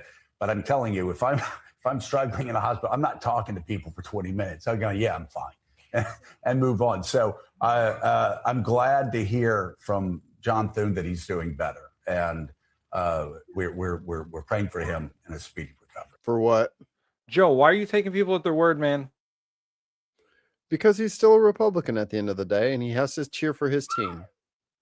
Well, if John Thune said it, it must be true. If John Thune repeated the same lie that literally 15 other people the same day had the same fucking conversation with him, it almost sounds like you guys are fucking lying. Like, they even pointed out at the beginning of the clip that, hey, these guys all seem to have very similar stories that aren't kind of matching up, and they're all saying the same exact thing. And then they're like, but I believe them. What the fuck? What the fuck? You either believe them or you don't. Right. Come on, guys. Do some investigative journalism. It's your fucking job. Where's Rachel Maddow? Wake her up. You know what? I noticed that Chris Hayes is on vacation this week. Ah, they got lucky. And Rachel Maddow only works on Mondays. So I guess time to prep. I guess everyone's on fucking. I guess all the real journalists are on vacation this week, huh, Joe? They're taking a holiday. So come on, Joe. Let's hear what you got. Ridiculous. Oh, you took them down. Oh yeah, we played. That was it. That was the clip. It was done. Oh, that was the whole thing? That was the whole clip. Oh. We could hear what Michael Steele has to say There are about new it. demands tonight for answers about the health of Senator Mitch McConnell. More than 3 weeks after he was hospitalized for reasons that, quite frankly, still haven't been made public. In the new letter, Kentucky Governor Andy Beshear is calling on McConnell to, quote, fully update Kentuckians on his health. And just moments ago, Donald Trump said this. Oh, boy. No, I have no idea. I have no idea how he's doing. So you can trust Dementia Don to not have the filter that everyone else has. I don't know. Is he alive? Who knows? I don't. How'd the moon get there? You don't know. How do magnets work? We should note the White House provided that audio to the news media. The MS Now has reached out to McConnell's office for comment. We have not heard back. Because he's not among the living. Was it yesterday that it seemed like everybody and their mother in the Republican Party apparatus had a 20-minute conversation with Mitch McConnell? Now, shout out to the staff and the comms people, because they're like, make sure you say it was good and he had good things to say. But is it true that people have been speaking to Senator McConnell? And I think that this matters, for one, because he's being paid by the taxpayers, but also two, I just keep going back to the fact that on June 14th, he was hospitalized. He went to the hospital and he has not missed a paycheck. He is getting the health care that he needs. And there are a lot of Americans across this country where that is not their reality in their situation. Yeah, I agree. And it should be. I agree. And someone else who said it on our air is Barbara Boxer. I want to play what she said. I thought it was really poignant. This is a public office. We don't work in the private sector. And you need to just get out there with the truth. And I am stunned at what has been going on. And I don't think that the people should stand for it. Obviously, when you have a medical... Oh, we have an update here from Google Eats. Senator McConnell, your order of 1 pair of angel wings is shipped. You may also be interested in Hell for Dummies. You made Mikey do a spit take. That's ginger beer. That shit burned. Oh. Mitch McConnell. Mission like this, there are HIPAA issues, but when you take into account that this is such a public office with millions of Kentuckians and their votes at stake here, there needs to be more disclosure, quite frankly. And I'm not of this opinion that there's a massive conspiracy to hold it back, because it's not like the Democrats would gain anything in this case. Andy Beshear, couldn't he appoint whoever he wanted? The Kentucky legislature says it has to be a Republican. They changed the law. Oh, so it's possibly a special election could happen, and then maybe Massey could get involved in there. And pause real quick. Supreme Court seat. I don't understand why people don't, like, they keep... Hey, little girl, you better stop it. We don't smack the neighbor's walls. The fuck? I don't understand why these dum-dums don't understand. When you win, you change the rules to make it so that they can't cheat again. Right. Because as soon as they win, they make the rules so that they can cheat again. Like, I appreciate it that a lot of states went through the trouble of making sure that they had an independent commission to do their to draw their maps for them. That is what you're supposed to do. Like, if you see that one side is cheating, you beat them anyway, and you remove the ability to cheat so that it is fair for both sides going forward. If it's fair on both sides going forward and you have the good ideas, you don't have to gerrymander for yourself, because you just win. You got to trust the people, but they don't trust the people. They just want to control the people. But that's what Republicans do. That when they're about to lose power, they break everything on the way out, and they're like, "Well, we're just going to make it harder for you." Right. Because that's what's his name? Was it Scott Walker in Wisconsin when he was governor? He made it harder for the legislature to do anything when the Democrats took control of the legislature. Just gumming up the works on purpose. But that's what they do, man. And that Kentucky has a Democratic governor now, and they're like, well, we're going to take away as much power from him as we can. In old Mitch McConnell fashion. So there is a little bit different. If the Senate vacancy were to occur, that seat were to occur before August 3rd, then they would real quick. Yeah. Remember when Obama won? And then his Senate seat was vacant? Oh, yes. And then my governor tried to fucking sell the seat. He tried to get bribes. Whoever would give him the most bribes would get the seat. Yep. But he was already under federal investigation. So they heard everything.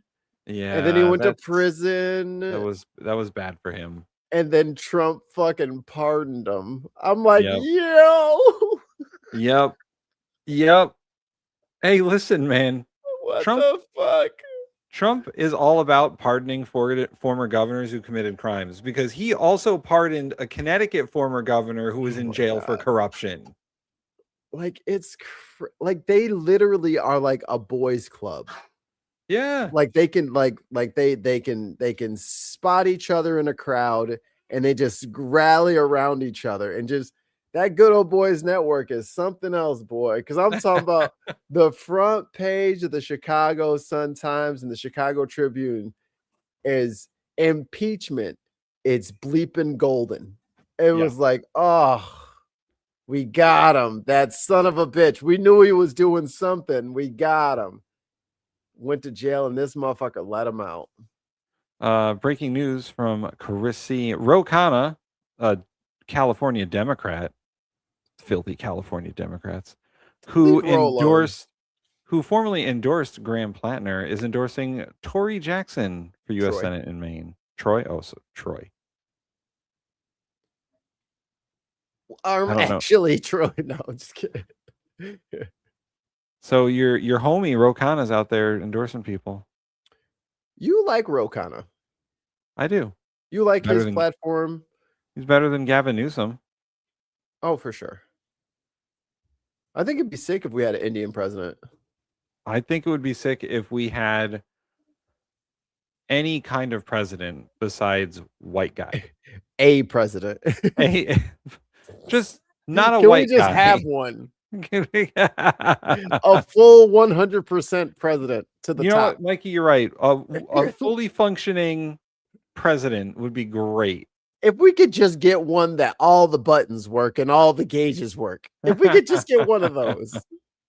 Hell, I don't even care what part they'd be. Just one that is fully functioning. Yeah, one whole president, please. Yes. Out of the mint, out of the box. Mint out of the box. I don't want any of this Yeah, that's our issue. We get these fucking used motherfuckers before. We need somebody. We need me, god damn it. All right, I'm doing it. All right, guys. I'm Mikey Tim.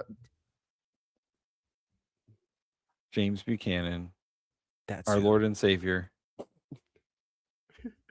After this, I got a Jesse Dollemore one. After August 3rd, then it would go to the general election in November. Yeah. And that's what folks on the Republican side are trying to control for, so that they don't have a situation where all of a sudden they're now thrust into a special election. But what does that mean? Do the Republican side know something about what's going on with Mitch McConnell? Well, of course they do. Of course they know what's going on. I mean, the Senate office is not operating in isolation from the Senate committee or from the Republican caucus. They're just not telling you. And that's unfortunate because, I think Senator Boxer's right that, the standard should be, as we saw people falling all over themselves about my buddy Tom Kaine and his absence from the House chamber, rightly so, making inquiries, what's wrong? You have a public trust. Puppy dreams. He is knocked out. I was like, what is that dragging sound? It sounded like someone's shoe at the airport. It was like, I looked down and his ass is twitching. Puppy dreams. Get him, Wiggles buddy. has those. He gets into it. Does Zero bark in his sleep? Because Apollo will bark in his sleep. Not very loud, but like a boof, boof. Yeah, he'll go roof, roof, roof, roof, roof, roof. I'm gonna get you. Who is this? Oh, that's Jesse. Everybody, that's Jesse. You should know Jesse by now. Jesse's the reason why the bin got started. I don't know who this is. Well, he's a guy, and He looks like an Alex Jones impersonator. Ouch. Just insult new friends, why don't you? Name that if you got an R next to your name, nothing you say can be wrong. You cannot be assailed. You cannot be criticized.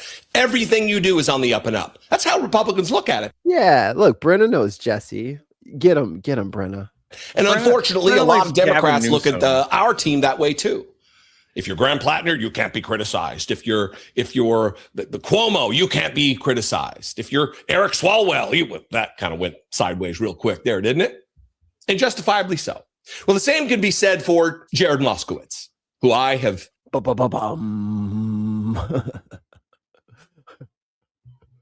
I knew I didn't like Jared Moskowitz, and everyone was kind of looking at me like, I was like, why the fuck did he sign up for Doge? And everyone's like, oh man, it's not that bad. At least he'll keep an eye on it. I was like, I don't know, man. That's weird. That's weird for him to do that. He shouldn't be approving none of this shit. That's weird for him to just jump on board so quick like that. Had my eye on ever since Donald Trump got reelected this last term. Because Jared Moskowitz might have a D next to his name, but he's no ally. He's no good Democrat. His record is such that he has provided, as I just talked about in a previous story, anticipatory obedience to Donald Trump. And people don't know because they don't follow the criticism. I know this because doing what I do, if there's a video that specifically is about criticizing a Democrat, people don't click on it because they don't want to hear. Like, I don't want to hear. And Jared Moskowitz is a bad dude. He's a bad Democrat. But we love to do that here. That's our favorite thing. Cannibalizing the left. He's a bad American because he's cozied up to Donald Trump one too many times. Or is this one better? No. You'll remember he was the only Democrat at the time. There's been a few conservative dipshits, but Jared Moskowitz was the first one to join the Doge caucus, normalizing the absolutely. Whatever happened to old Vivek? He's running for governor of Ohio. Did he get I think he got the. I think GOP. he did too. Yeah, he's out there. He's out there. He got booted out of the Trump circle, and now he's just running for governor. Now will the Ohio racists tolerate a brown man as governor? I will say that upon first viewing this gentleman here, he does look like an Alex Jones impersonator. Maybe a bit more well dressed. No, he does not. A little bit. He's Alex Jones have red hair. His show is This very guy's a Alex freaking Jones giant coded. redhead. He's a giant redhead. It's Alex very Jones like is a tiny little like. I guess what I'm trying to say, it's very InfoWars coded. That's the thing he's got going on here. It's InfoWars coded. You said he was an impersonator. Like, that's crazy. Like, that is not the same thing. If that's what you meant, that is not what you said. Potato. Gutting of the American federal government and its workforce. When you watch this, Jesse, I had no part of this. Federal workers. She's laughing. What are you? You can't even hear Tim. How do you know to laugh right now? This kid is not from this planet. She has some sort of telekinetic thing. She's laughing because you laughed. She's laughing with you for some reason. How does she know? Yeah, with people with families and homes and mortgages, kids to feed. And Jared Moskowitz joined the Doge caucus. Hung cow. Listen, that was after Donald Trump took office. Before Donald Trump even took office, he was on the record racing to CNN, racing to the news cameras to announce that he believed Matt Gaetz, the man Donald Trump named to be the attorney general at the time, that all of that we know about Matt Gaetz. Like, for real though? Like, how is this guy just allowed to run around if he's homies with fucking Beetlejuice? Yo, Matt Gaetz does not look like a real person. Is Matt Gaetz AI generated? Yes. He's a robot designed by ChatGPT. Mexico, Kuga Uga Amem, Albuquerque, New Mexico, Jennifer, Albuquerque, New Mexico.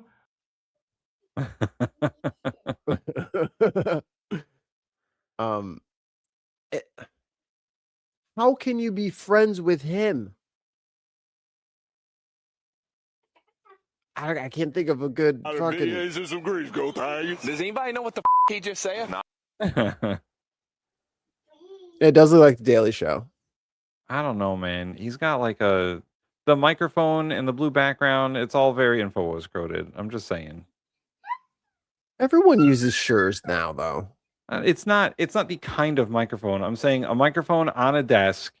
Oh, like on the without the arm. Yeah, Okay. yeah. And then the whole the green screen background and all that. Like it's all very like right wing coded podcast. Versus us. Right. Which We is don't like have the we don't future. we don't have any production value, is what I'm saying. Mikey. How dare you? We did. We need full on green screens. We did. We used to. I used to have a green On the screen. I old don't know what the setup? fuck happened to it? Dude, on the old setup, bro.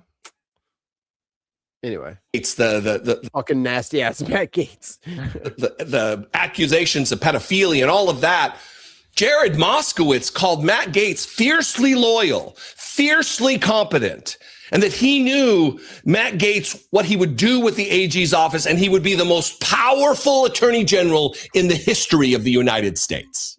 Well, yeah, I mean, look, this is what the American people voted for, right? I mean, Trump was not shy about what he wanted to do in this country. And, in Matt Gaetz, he's not only going to get someone who's fiercely loyal, but fiercely competent.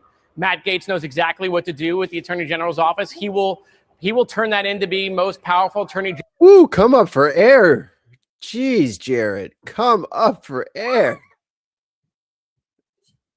Can't go that deep on it. General in American history. I know Matt well. We served together in the legislature in Florida. In fact, Matt was the one who was part of the transition team of Ron DeSantis, who helped get me appointed as the director of emergency management in the state of Florida. And so, Trump was very clear on what he wanted to do with government.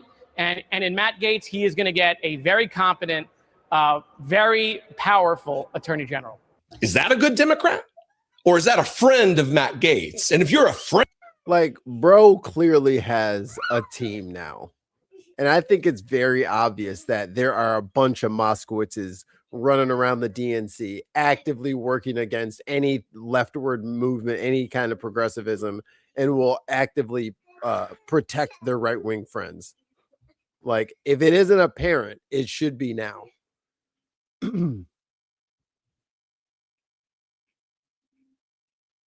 Why are you singing the song to me? What is this? Brenna. Tim rage baiting. He does. Tons of mine says I hate microphones. So if you are watching from Florida, Jesse got on the guy who's running against him. Doge took a axe to collective bargaining agreements, laying off federal workers.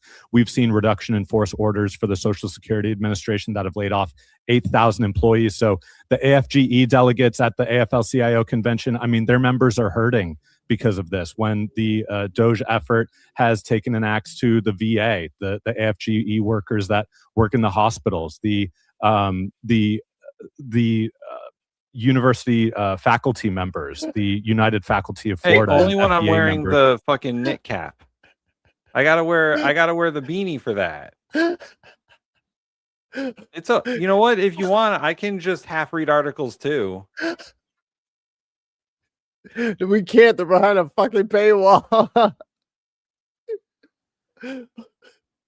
When Jared Moskowitz recommended when he endorsed a Moms for Liberty in Russian. Yeah, where's our Russian fucking counterintelligence money? I guess our money's coming from Scotland. Endorsed school board candidate for Broward County School Board, and then spoke at this person, Tori Alston's investiture at Broward College North. They're currently at an impasse with a contract with the United Faculty of Florida labor members that are on faculty. So Jared Moskowitz has directly harmed many of the working people in our state, the union members whose membership and their union strength has been affected in a negative way by Jared Moskowitz joining Doge, by supporting these Moms for Liberty candidates. And for me, I think they like, bro, being friends with fucking Matt Gaetz and supporting Moms for Liberty candidates, you're out, bro. Like, clearly that is a wolf in sheep's clothing. Clearly we have a Fetterman situation on our hands. Obviously and apparently. Oliver Larkin for Florida's 25th. They were in the 23rd district, but they got redistricted, so they're going to be running for the 25th. So if you're down in Florida 25th, Oliver Larkin, that's your guy. Full episode will be in the show notes. Actually, I'll just post it in the thing right now. Boom. See if we ever like rated him on Unboxed, but I don't see his name anywhere. Moskowitz? Yeah. Maybe season 1. Because I think he did some hearing stuff that we liked. But he did something that like pissed me off still. And then we found out about all the APAC money he was getting. Moskowitz. Jared. Oh yes, we did rate him once. And only once. Yeah. Yeah, that was season 1. Yeah, he didn't get anything in season 2 or season 3. Yeah, we weren't interested. Well, Mikey, if you got anything else, I got about 15 minutes, and then I gotta go collect a random kid from summer camp, as the chat suggests. Oh, did you hear? Did I tell you that Shaq thing? You told me about Shaq, yes. All right, let me see. I don't know if there's so much music on the clip or whatever, but I'll recount it for everybody, and I'll do the full one. Yeah, we did get dinged for some kind of music on Tuesday. Oh, that's fine. I mean, Viper Scott pays for free commercial-free time, so we don't get demonetized. But yeah, they can. I mean, no one's gonna go back and rewatch that, and if bots do go back through and watch that, and they want the couple of pennies that's gonna make, okay, all right. But if it's if we have a fundraiser episode and some douchebag comes in and tries to like defund that, then yeah, I will be fighting you, you little whore. You will not disrupt. But the Shaq story. So Kenny the Jet Smith, he's on was on NBA on TNT with Charles Barkley, Ernie, and Shaq. And they did that show for like 16 years or whatever. She's beatboxing over here. Miss Rachel has a beatboxer on there. Now she's spitting everywhere. Rhythmically.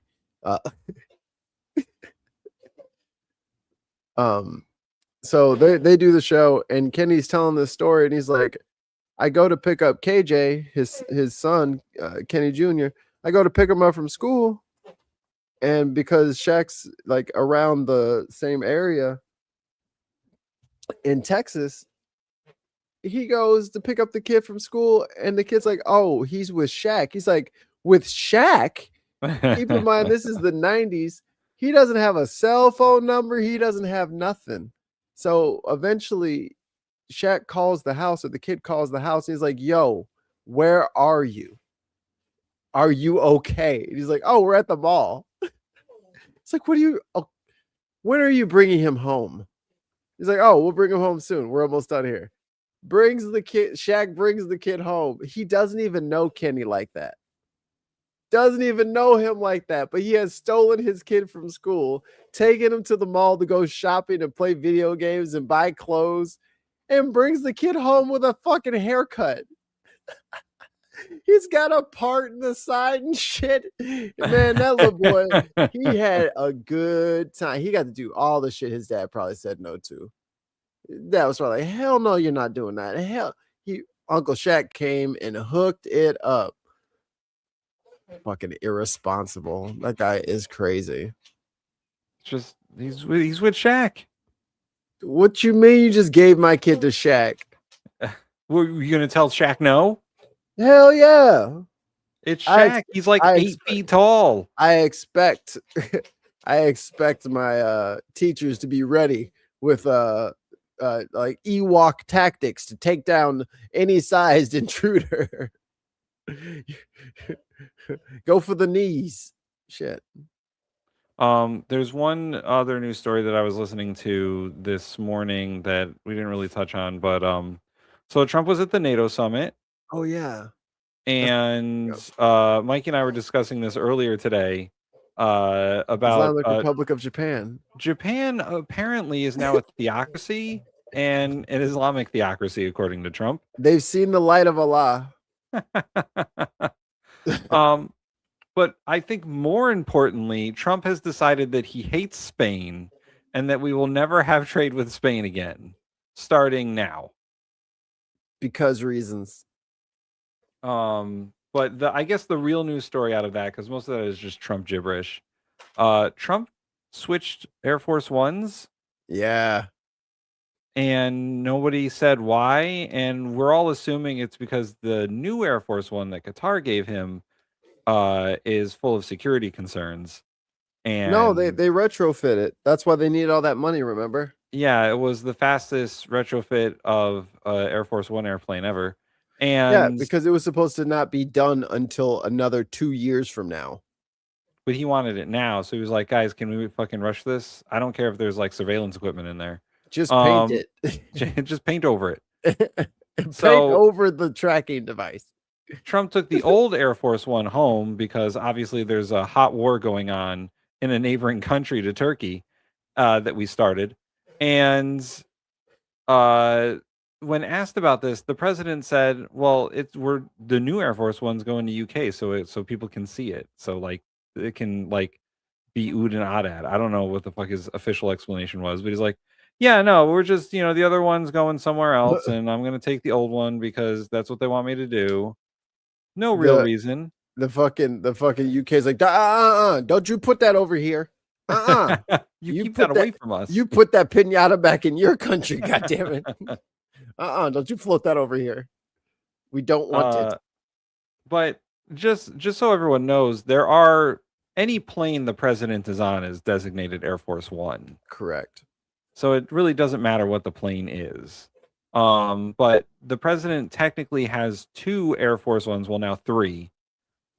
Because in case something ever happens to the first one, or there's a technical glitch, or it needs repairs, he can always use the other one. So they always fly with both planes, or the other plane is always on standby just in case. And they can do decoys, right? And they can do decoys. The problem here is that the one that Trump got from the Qataris is a luxury jet, and it may not have the defensive measures in place in case something does happen to it. Oh, you said you wanted to fly in a giant hotel in the sky? Oh, you wanted the biggest fucking target possible? Oh. Maybe you don't want to fly in the giantest jet possible. Maybe you want the sleek I can get the fuck away if someone's attacking me one. Air Force One is supposed to be radiation shielded against EMPs. Yep. It's supposed to be able to deflect and defend against heat-seeking missiles and other like surface-to-air equipment. And like the way that they put that luxury jet together, it may not have all those things. So it's a security risk for Trump to fly in it. But he don't care. During a hot war. Right. During a hot war, which he is in a neighboring country of, or was in a neighboring country of, for the NATO summit. So I'm sure someone told him, hey, Mr. President, why don't you take the real plane that we made you home? And again, he bitched in 2016, 15, 16.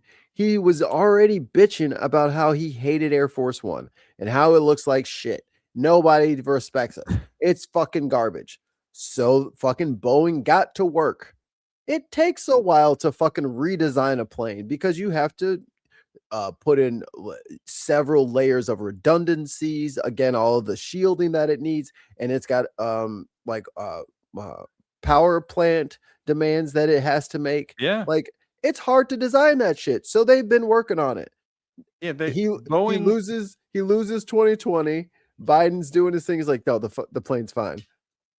He comes back. He's like, I want my plane. They get back to work on the motherfucking plane.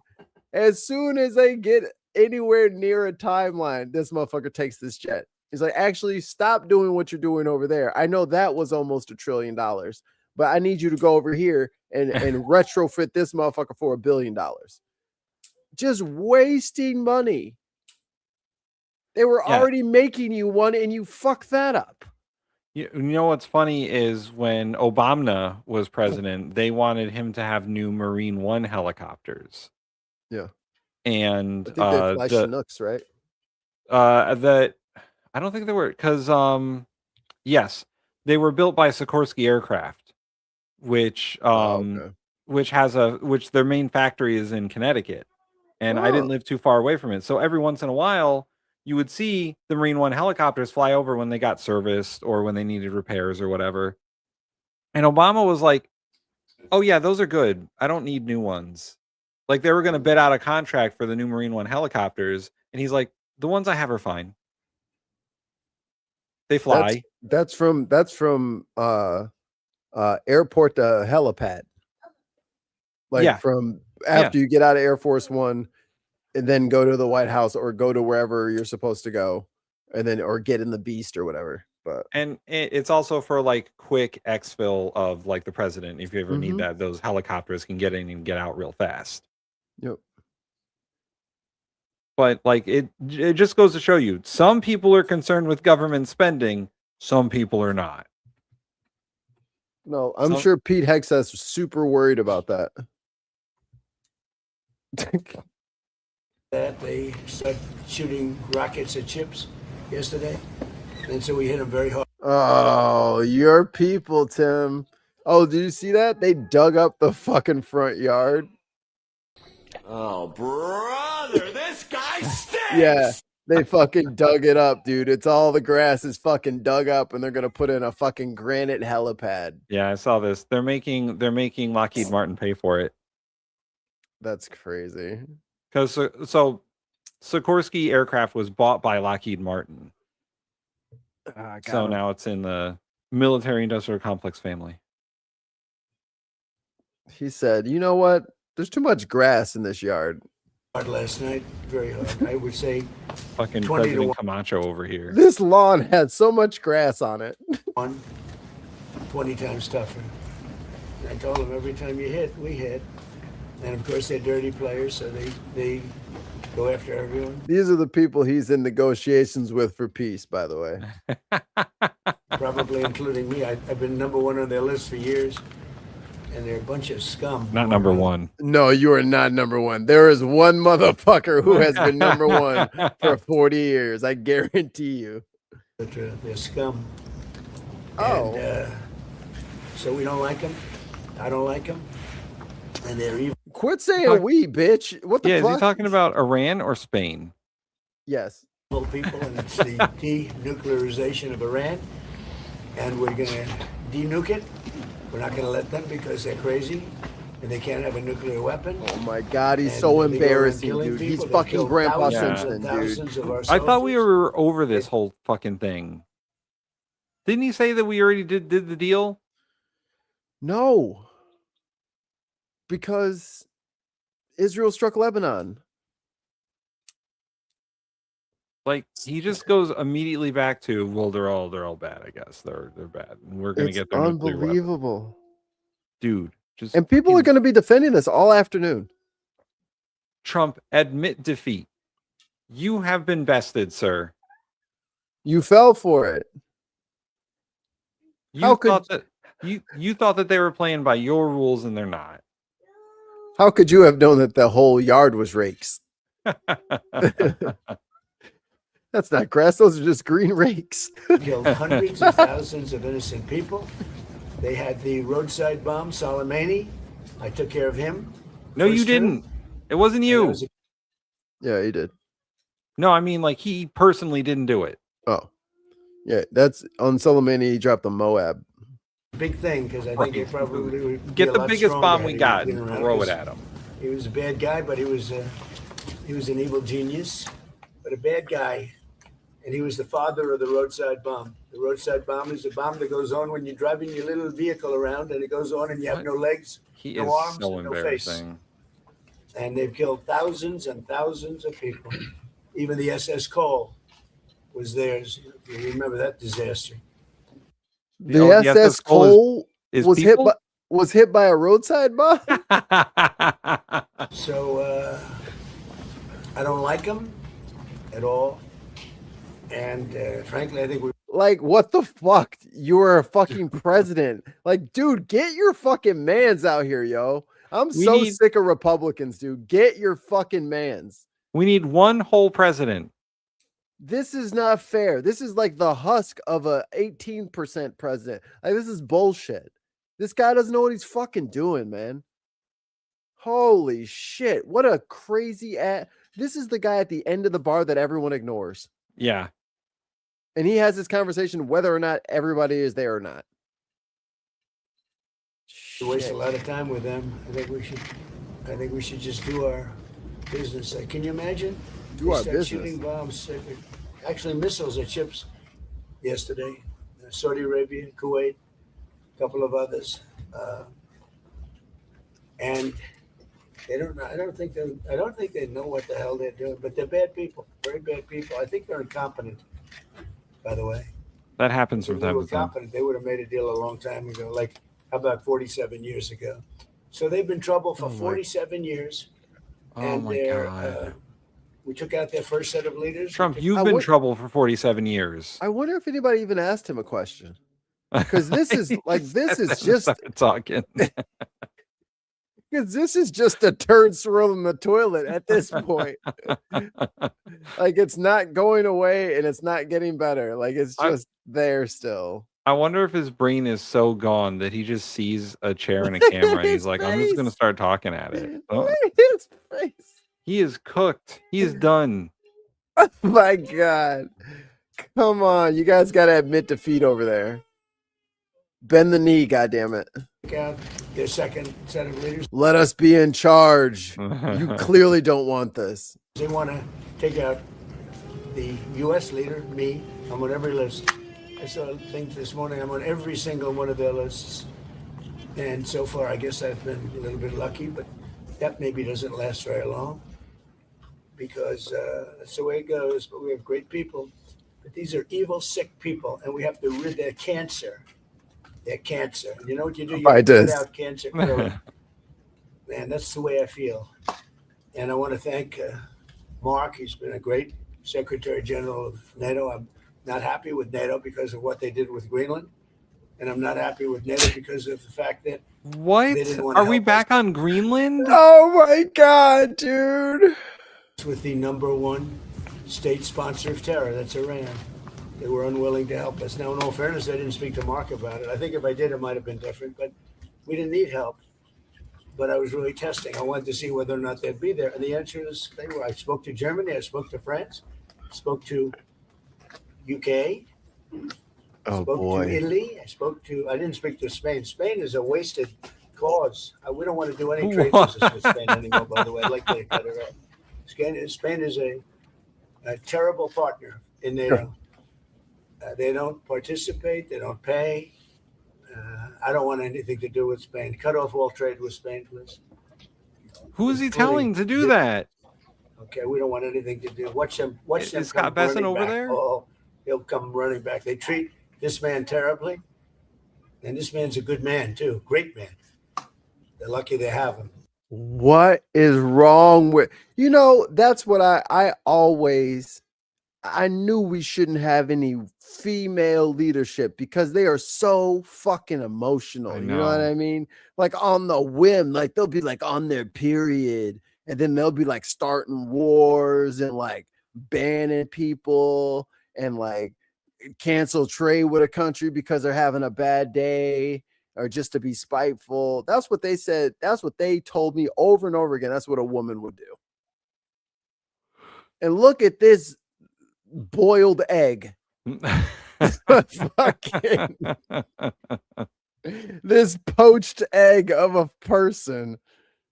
He is a little crybaby. I bet you the leadership they sent from Spain said one bad thing about Trump, and he's like, we need to cut off all trade with Spain. They're bad. They're not putting any money in the NATO. They treat everyone poorly. And look at him now. He's pouting after he made his little tantrum. Oh, Tim, you gotta go. Yeah, I have to go get a kid. Maybe not my kid. A kid. I'll watch a few more minutes of this, then I'll get out of here. Because this little girl needs some exercise. We're gonna go run around. I'll see y'all for Unboxed. See you later. The tournament continues. We're gonna watch this instead. All right. All right, bye. But Spain doesn't agree to anything, and you shouldn't carry them. I mean, you sort of automatically carry because you're protecting an area, so they're there. So they probably figure they have to protect us, right? But we don't have to. We don't have to trade with them. I don't want to do any more trade with them. All right? Sure. Take it immediately. You don't even talk to them. They're hopeless. Bad people because, they have everybody else going and paying and working in Spain. In particular, Spain. There are a couple of others, but in particular, Spain. They're open about it. They're hostile about it. And let's see how hostile they remain when they call up and they, please, we want to trade with you, sir. We want to trade with you, sir. They make so much money with us, and we're going to see that they make a lot less. I want no business with them. So you're just going to punish the country? Punish all the citizens of Spain? For what exactly? I mean, if someone has heard a reason yet, I'm still waiting on the reason part.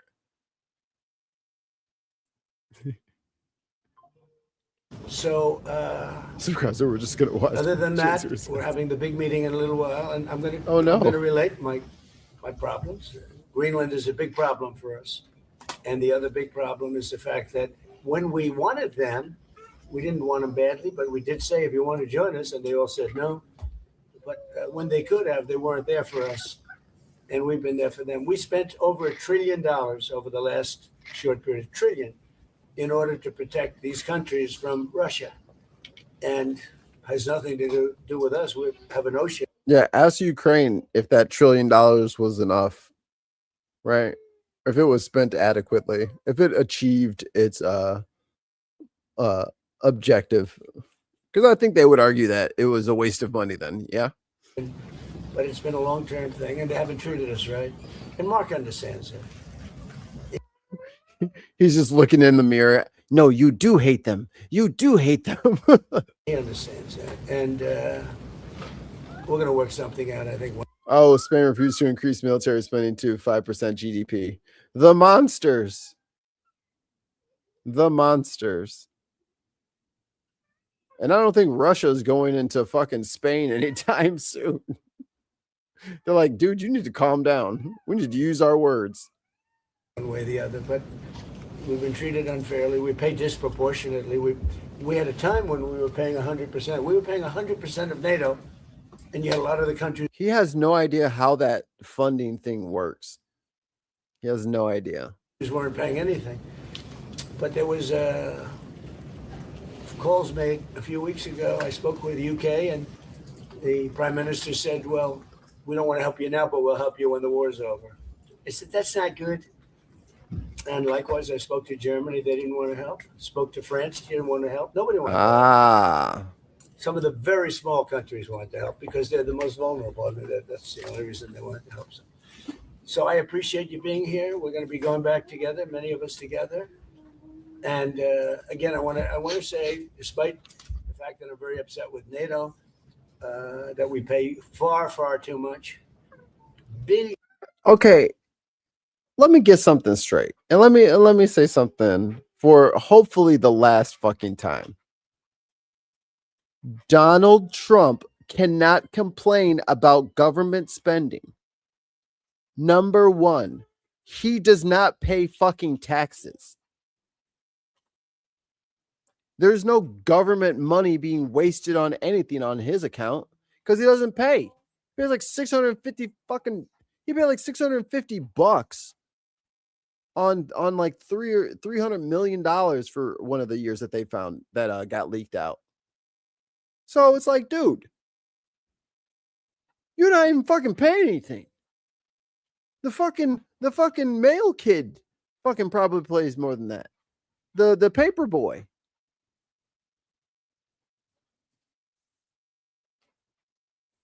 I mean, $650. I dare say if you make anything above $10 an hour, you pay more than that in taxes. So he pays nothing into the pool of money that he himself consistently loves to pour into his own pockets. All the times that he had fucking Secret Service staying at his towers, filling it with extra security, extra security to fucking fill up all the fucking rooms. You wasn't trying to be safe. You was trying to get rent. You're trying to get fares. So to be a non-tax paying ass motherfucker and a big spending motherfucker. Billions and billions of dollars too much because it's unfair, because we're protecting them. So we protect them, but they're not there for us. Think of it. Doesn't work. But I want to say this is a great leader. They're lucky they have him. It's their biggest asset. You want to know the truth? So, Mark, did you say a few words? Absolutely, and thank you so much, Mr. President, dear Donald. Let me start with Iran. We discussed it last night at the presidential palace. I think what you did, degrading the nuclear capability, crucial for Israel, the region, for Europe, degrading the ballistic missile capability of Iran, crucial for Israel, for the region, for you, for the whole world. And then trying to bring this to a peaceful end. They attacking ships yesterday. I think what you did last night was absolutely necessary. It was a very strong response. And I'm with you on this. It's really important. God, Germany, you're so fucking cocked now. When it comes to NATO, the German automakers are fucking bleeding right now, bleeding with these tariffs. What you have achieved, and this is a huge win, and I just want to say this again, the last 2 years, Canada and European NATO nations spending $215 billion more in 2024 and 2025 and 2026 compared to 2024. This is staggering. $258 billion. In the meantime, yeah, all of that money is going into the fucking war machine, bro. Like, I don't know why everyone is like glazing him and acting like, look how much money I've poured into the war machine and look how much money. It's like, you guys know what this is going to end up with, right? Like, you know what this is going to turn into. They're just going to find a place, find an excuse, and waste all that money so that they can replenish their stocks and do this shit all over again. And I hope, yeah, I know, baby. I hope more countries get more progressive and younger people in there. Like, dude, no one wants to get back on this fucking infinite fucking war DLC campaign that they're trying to sign us up for. Like, this shit is corny as fuck. No one wants to just walk around spreading murder every country that they can find with resources. This shit is whack. We're over that shit. Because it wasn't Donald Trump and his kids that went to the fucking desert. It was my friends. time, almost 200,000 jobs in the US being supported by all the investments by countries in the United States in the defense industrial base, buying from the defense industrial base from the US companies. Yeah, defense industrial base. Listen to them. They act like it's the autos industry. I don't see anybody jumping up to go defend anybody. They're just over there taking shit from people. So here you see there is you have been able to really get them to step up, to do this. And when it comes to Iran, I know you're disappointed. We discussed it a couple of weeks ago. I would say these are isolated cases. 5,000 planes taking off from European airports in support of Epic Fury. It was Europe as one big platform of power projection for the United States, helping with Epic Fury, including countries you mentioned, Germany from day one, France, and many others. We discussed the Bucharest airport, which was closed for a couple of days for commercial traffic because you needed it for Epic Fury, and they were totally United fine. Kingdom wouldn't let us use the island for 2 weeks, so we had to fly back. No, so I'm saying you're right. There are isolated and cases. Italy was very bad, having to do with Oh my God, the subservience is fucking sickening. the bases, as you know, and a couple of others. So, Yep. But still, generally, 5,000 is huge. And you mentioned Spain. Even you got Spain to pay 2%. They made a huge step in last year. So there's still issues we have to solve. But hey, also even on Spain, I would say they got to the 2%. And I know you have a very strong relationship with the United Kingdom, the King, but also you personally always with Keir Starmer, who is now leaving office. He has now also committed to spend another $20 billion extra, 15 billion pounds on defense. So I would argue without you in this chair, this would not have happened. It is, of course, because of Russia, but also because of you. So grab to win. It's there. They're on the You same- did this. It was The Hague. and They're now on the they're same team, dude. And on Greenland, you and I made a deal in Davos. I Hold will on. make sure that that deal is step by step being implemented.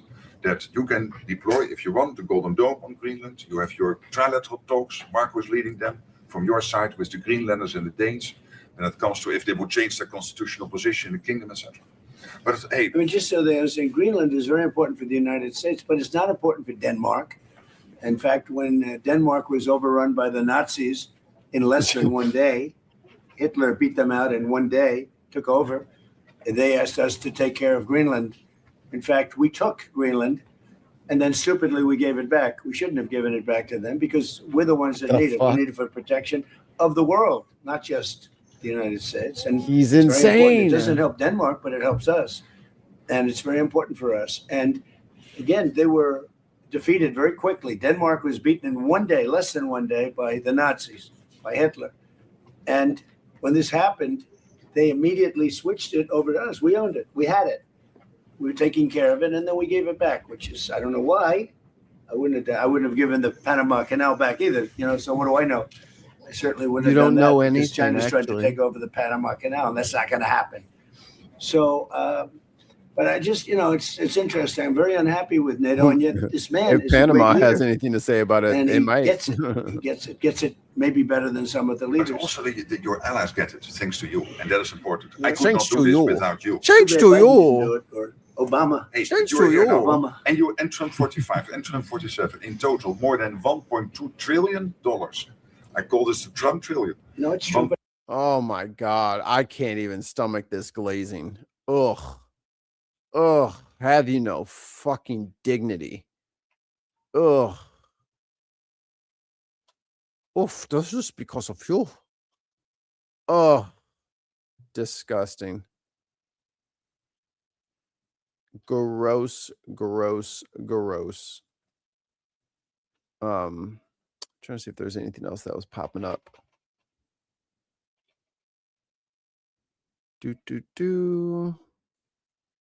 Inside Trump's recent dealings with Iran, NATO, and Ukraine. I mean, that guy. I'm not sure exactly what everyone is letting him continue to run around for. You know what I mean? Like, it is obvious that he does not know what he's doing. He's making it up as he goes, and he's getting advice from very shitty people. So how long are we going to let him just fuck this shit up? Just indefinitely? Like, that is fucking insane. He clearly is out of his depth. And it shouldn't take, a bunch of dinguses from the internet to tell everybody, hey, this is bad. Bad things are happening. Speaking of which, are in place as construction crews continue stabilizing the upper floors of the former Pfizer building on 42nd Street. While the work continues, the focus now turns to the investigation and what exactly caused those columns to buckle in the first place. New York City Councilwoman Farina Sanchez, the chair of the Council Committee on Housing and Buildings, is now joining us to discuss what steps are being taken to prevent this from happening again. Councilor, good to see you. Thank you so much for having me. So as the chair of this committee, right, have you been in contact with either the buildings commissioner, the deputy mayor, Lila Bozorg, about the incident and where the investigation currently stands as of this day, Thursday, 2 days after the incident? Yes, absolutely. We've been in touch since the morning where the collapse began. Speaking regularly with the Commissioner of Buildings. You know, the Department of Buildings, this is what they do.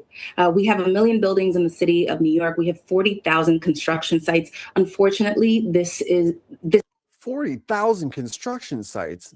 This is the biggest and most high profile incident that I have seen while I've been the chair of the housing committee. Yo, that building is way too fucking big to be falling down. You need to call Spider-Man immediately. But I had a building collapse in my district. We have had garages collapse. We've had cranes fall. This is the Department of Buildings bread and butter. And so I am very confident in them, in the work that they're doing to shore up the building, which is what the commissioner is telling me is the priority right now. And then they will be launching into a full investigation to see what exactly was it that went wrong here. Okay, so can you tell us what next steps are exactly then? So will there be hearings into this incident? Yeah, absolutely. So first and foremost, they're securing, the perimeter. They're making sure. Howdy, SG. Billy says, nice one. YouTuber Casey Jones is a structural engineer.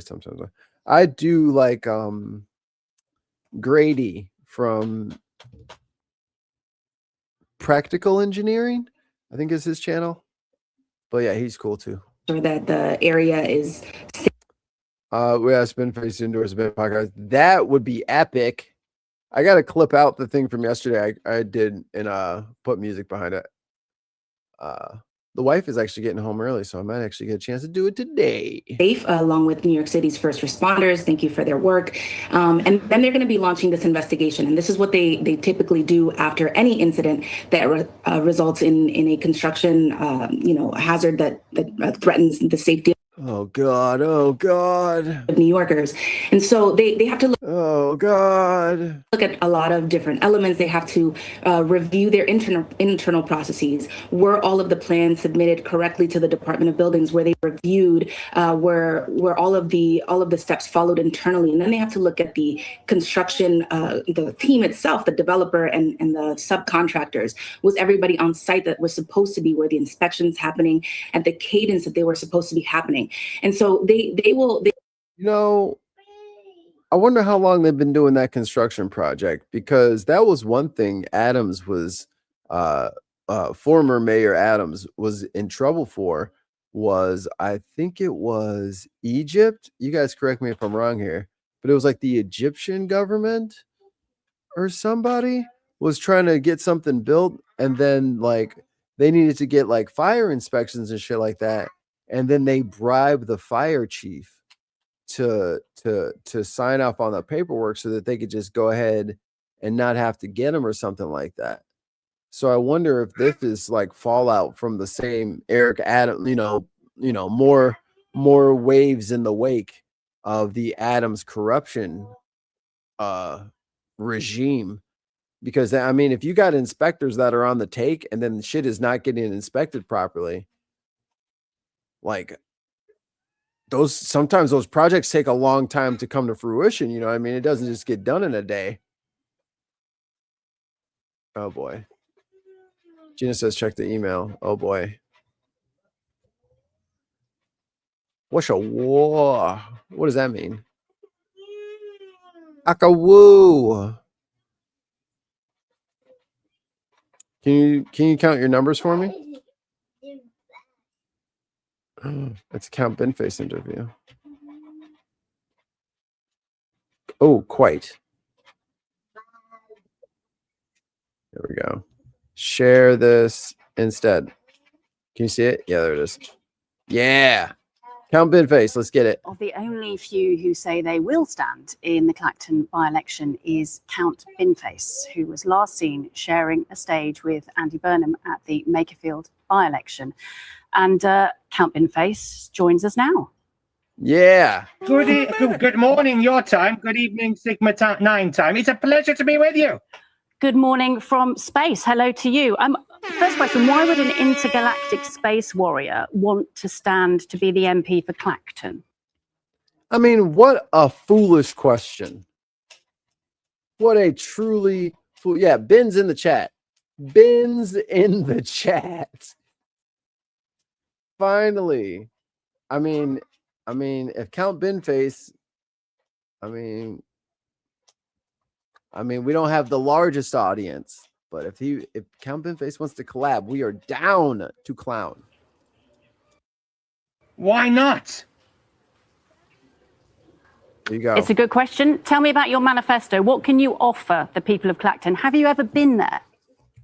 Of course. No, because I understand from the current incumbent that is part of how you do the job. So I got him.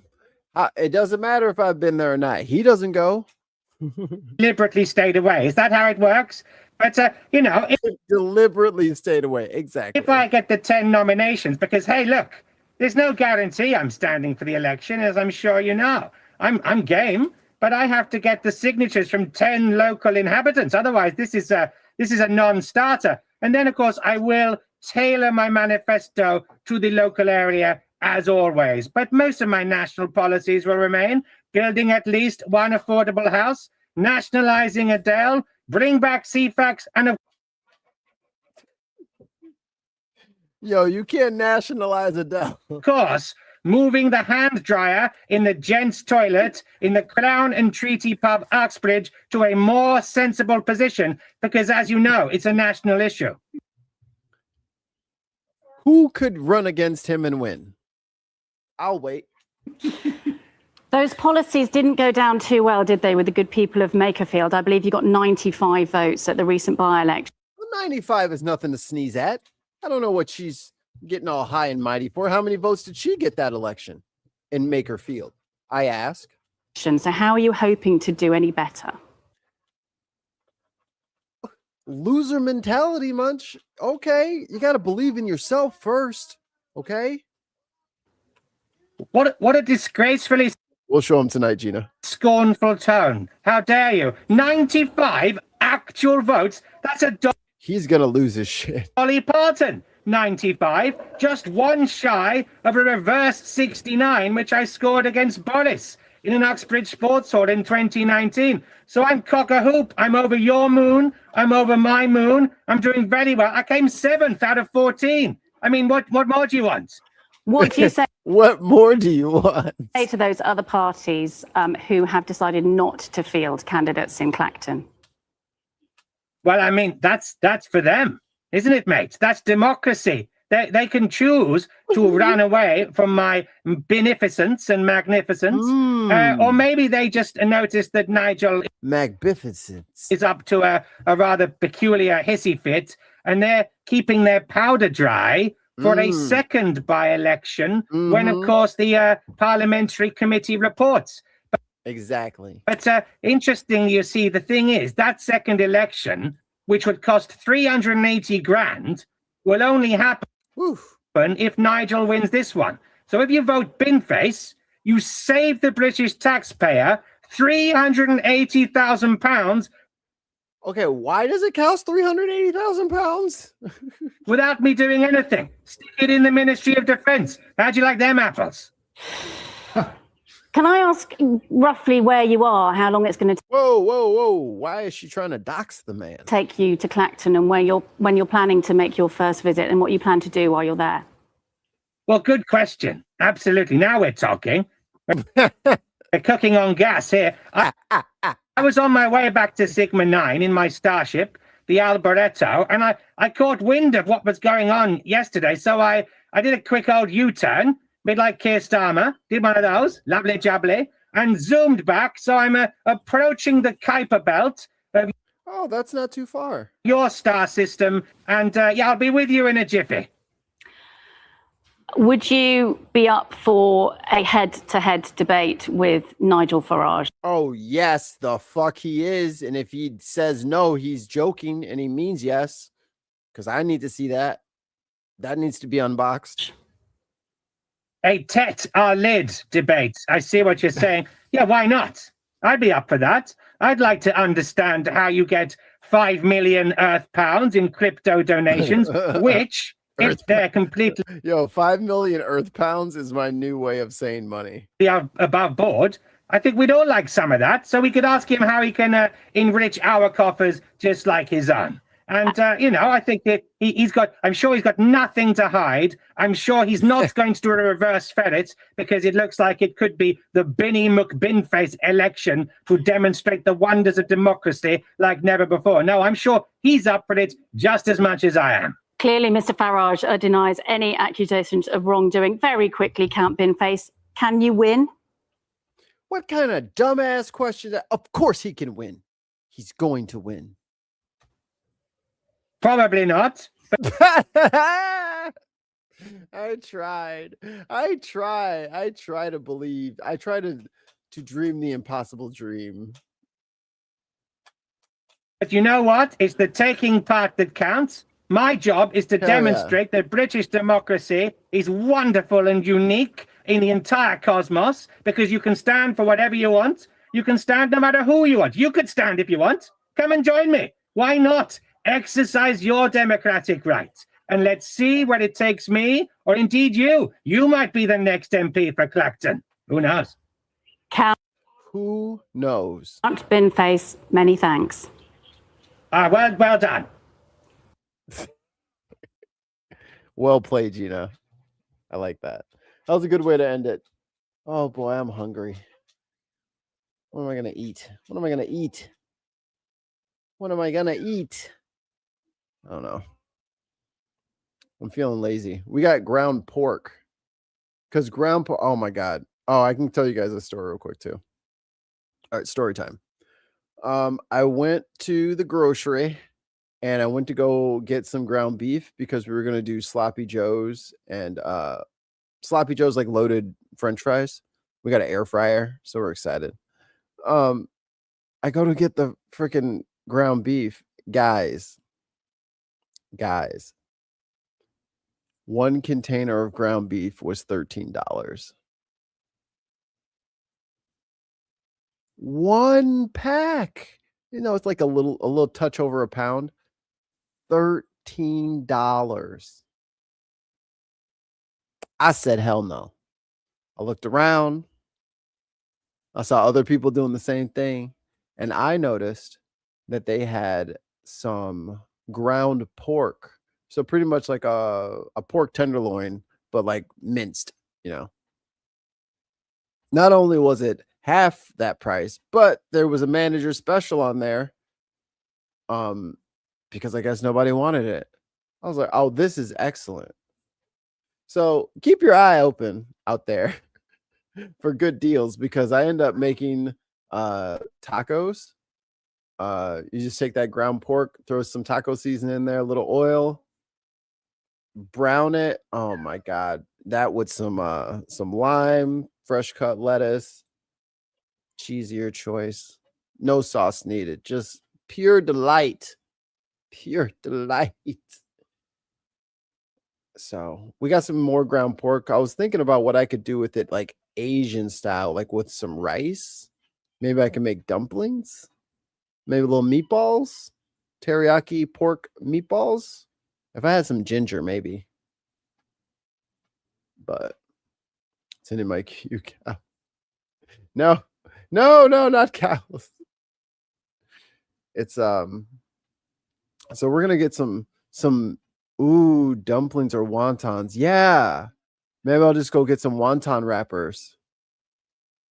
I can go get some wonton wrappers. And that'll be good. But we got to get the car fixed tomorrow or today. Depends. A little bit more adulting stuff and then more fun. Thanks for hanging out with me, y'all. It's been a weird week here. It's been a weird week here. Oh, and for the whole white supremacists marching on the Capitol on 4th of July. Hey, man, if you really want to scare all the minorities, why don't you go to the hood? Why don't you stop by the barrio? Take your flags there. If you dare. Pussies. For me and the rest of the Bin Podcast Network, reminding all of you guys, drink some water. It's still a little warm out there. And never forget to drink your meat.